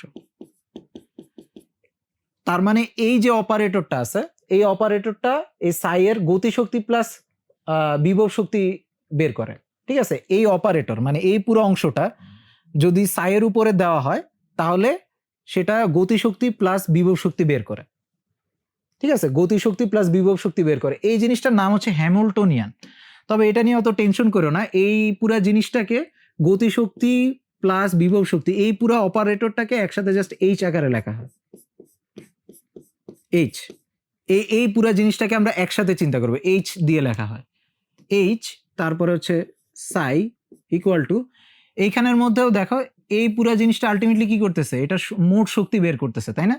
আমরা যদি দেখি এটা হচ্ছে আলটিমেটলি কি করতেছে, মোট শক্তি বের করতেছে, তার মানে এখানে এনার্জি বের করতেছে, এনার্জি ইকুয়াল টু সাই। তো বেসিক্যালি তোমার শ্রোডিঞ্জারের সমীকরণ হচ্ছে এইটা, ঠিক আছে? কোনো একটা সাই ফাংশনের উপরে, হ্যাঁ, সাইয়ের উপরে যদি এই যে হ্যামিল্টনিয়ান অপারেটর কাজ করে, এটা এইচ, এটা এই পুরা জিনিসটাকে বোঝাচ্ছে, এইচ কাজ করে, এটা দেখতে কিন্তু এইচটা দেখতে কিন্তু মোটামুটি বড় আছে, ঠিক আছে? এই পুরাটা হচ্ছে কি এইচ, এই পুরা জিনিসটা হচ্ছে এইচ, হ্যামিল্টনিয়ান বলা হয়। হ্যামিল্টনিয়ানের কাজ হচ্ছে kinetic energy plus potential energy calculate করা, ওইটার সমান কি হবে, মোট শক্তির সমান হবে, ঠিক আছে? ওইটা হ্যামিল্টনিয়ান অপারেটর ওই ফাংশনের সাথে একটা এনার্জি আউটপুট দিবে। এই একেবারে তোমাদের যদি এই ডিফারেন্সিয়াল ইকুয়েশন গুলা খুবই কমপ্লেক্স মনে হয়, এটা হচ্ছে বেসিক্যালি তোমার শ্রোডিঞ্জারের সমীকরণ, ঠিক আছে? জাস্ট একটা তরঙ্গ ফাংশনের হ্যামিল্টনিয়ান, যেটা basically kinetic energy plus potential energy calculate করে, ওইটা যদি আমরা ক্যালকুলেট করি তাহলে তরঙ্গ ফাংশনের মোট শক্তি পাওয়া যায়, এই আর কিছু না এটা, ঠিক আছে? এখন এই তরঙ্গ ফাংশনগুলো দেখতে কেমন, কমপ্লেক্স নাম্বার, তাই তো? এটা হচ্ছে এই যে এরকম a cos k x minus omega t plus i into a sine k x minus omega t, এরকম কমপ্লেক্স নাম্বার হবে। তো কমপ্লেক্স নাম্বারের সলিউশনটা দেখতে কেমন হবে, আমরা জানি সাইন ওয়েভ কস ওয়েভ গুলো দেখতে কেমন হয়, জাস্ট একটা তলের উপরে 2D একটা ওয়েভ, তাই না?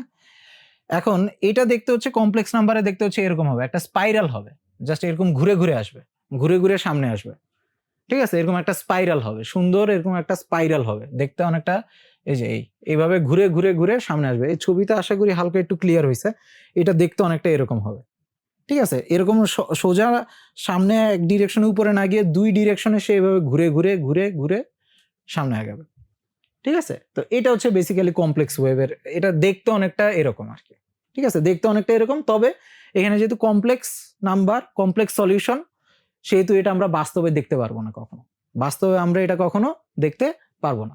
শ্রোডিঞ্জারের সমীকরণটা পেয়ে গেলাম।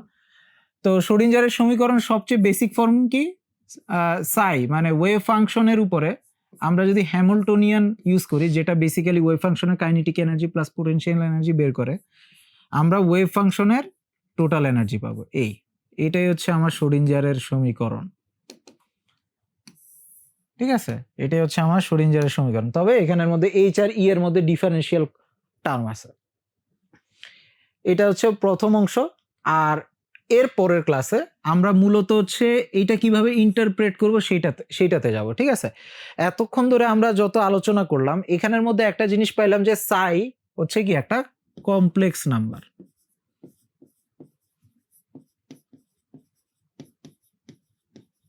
সাই বেসিক্যালি একটা কমপ্লেক্স নাম্বার। তো কমপ্লেক্স নাম্বার মানে কি? এটা বাস্তবে দেখা যাবে না, বাস্তবে অবজারভেবল না। ঠিক আছে, অবজারভেশন করা যাবে না এটার উপরে। ঠিক আছে, বাস্তবে অবজারভেবল না। ঠিক আছে, অবজার্ভ করা যাবে না, অবজার্ভ করা যাবে না। ঠিক আছে, বাস্তবে এটা আমরা পরীক্ষা করে এটা পাবো না। তাহলে লাভ কি হইলো? শ্রোডিঞ্জার সমীকরণ, শ্রোডিঞ্জার এত কষ্ট করে একটা সমীকরণ বাইর করলো, কিন্তু সমীকরণ বলতেছে যে আমার সমাধানটা হবে একটা কমপ্লেক্স নাম্বার, জটিল সংখ্যা, যেটার মধ্যে একটা ইমাজিনারি পার্ট আছে। তার মানে বাস্তবে এই কোয়ান্টিটিটা তোমরা ক্যালকুলেট করতে পারবে না কখনোই। তাহলে এটার মিনিংটা কি? এখন আমরা এর পরে দেখবো হচ্ছে কি এই শ্রোডিঞ্জার সমীকরণের ইন্টারপ্রিটেশনটা কি, শ্রোডিঞ্জার সমীকরণটা কিভাবে তাহলে ইন্টারপ্রেট করে। এটার সলিউশনটা অ্যাকচুয়ালি কোনো মেজারেবল জিনিস না হইলে এই ইকুয়েশনটা আমাদের কি বলতে পারে সেইটা হচ্ছে ইম্পর্টেন্ট। হ্যাঁ, এটার হিন্টটা হচ্ছে অ্যাকচুয়ালি ওই যে কমপ্লেক্স নাম্বারের মধ্যে আছে। আমরা যখন কমপ্লেক্স নাম্বারের মধ্যে একটা জিনিস বের করছিলাম, সেটা হচ্ছে কমপ্লেক্স নাম্বারের মডুলাস বের করছিলাম, মডুলাস স্কয়ার। এই একটা মনে করো complex number z equal to a plus ib, এটা একটা কমপ্লেক্স নাম্বার। কিন্তু এটার যখন মডুলাস আমরা বের করি, মডুলাস স্কয়ার, এটা সমান কত? a square plus b square. এটা কি একটা রিয়েল, অলওয়েজ একটা রিয়েল নাম্বার। ঠিক আছে, কমপ্লেক্স নাম্বারের মডুলাস অলওয়েজ একটা রিয়েল নাম্বার। তার মানে এখানে সাই যেহেতু একটা কমপ্লেক্স নাম্বার,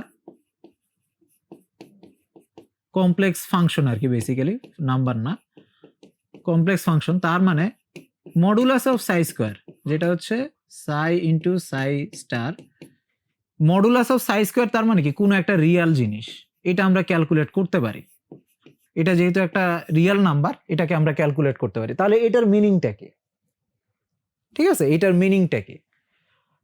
ওকে, তো তার মানে আমরা এখন শ্রোডিঞ্জারের সমীকরণটা দেখলাম। অনেকে আশাহত হইতে পারো যে আচ্ছা, এমন একটা জিনিস বাইর করলাম যেটা বাস্তবে পরিমাপই করা যায় না, তাহলে এটা লাভটা কি হইলো? লাভটা আমরা পরে দেখবো যে না, বাস্তবে পরিমাপ করার মতন কিছু জিনিস আমাকে এই সাই কমপ্লেক্স ফাংশনটা, ওয়েভ ইকুয়েশনটা বলতে পারে। ঠিক আছে, ওকে। তো এটা দিয়ে আজকের ক্লাসটা আমরা শেষ করব। তো এখানের মধ্যে আমরা আজকের ক্লাসে মোটামুটি শ্রোডিঞ্জারের সমীকরণটা দেখলাম, এটার ইম্প্যাক্টটা দেখলাম। ঠিক আছে, এটার হচ্ছে সলিউশনটা কি ওইটা বুঝলাম, সলিউশনটা কি টাইপের হবে, মানে কি ধরনের ওয়েভ ফাংশন দিবে সেটা বুঝলাম।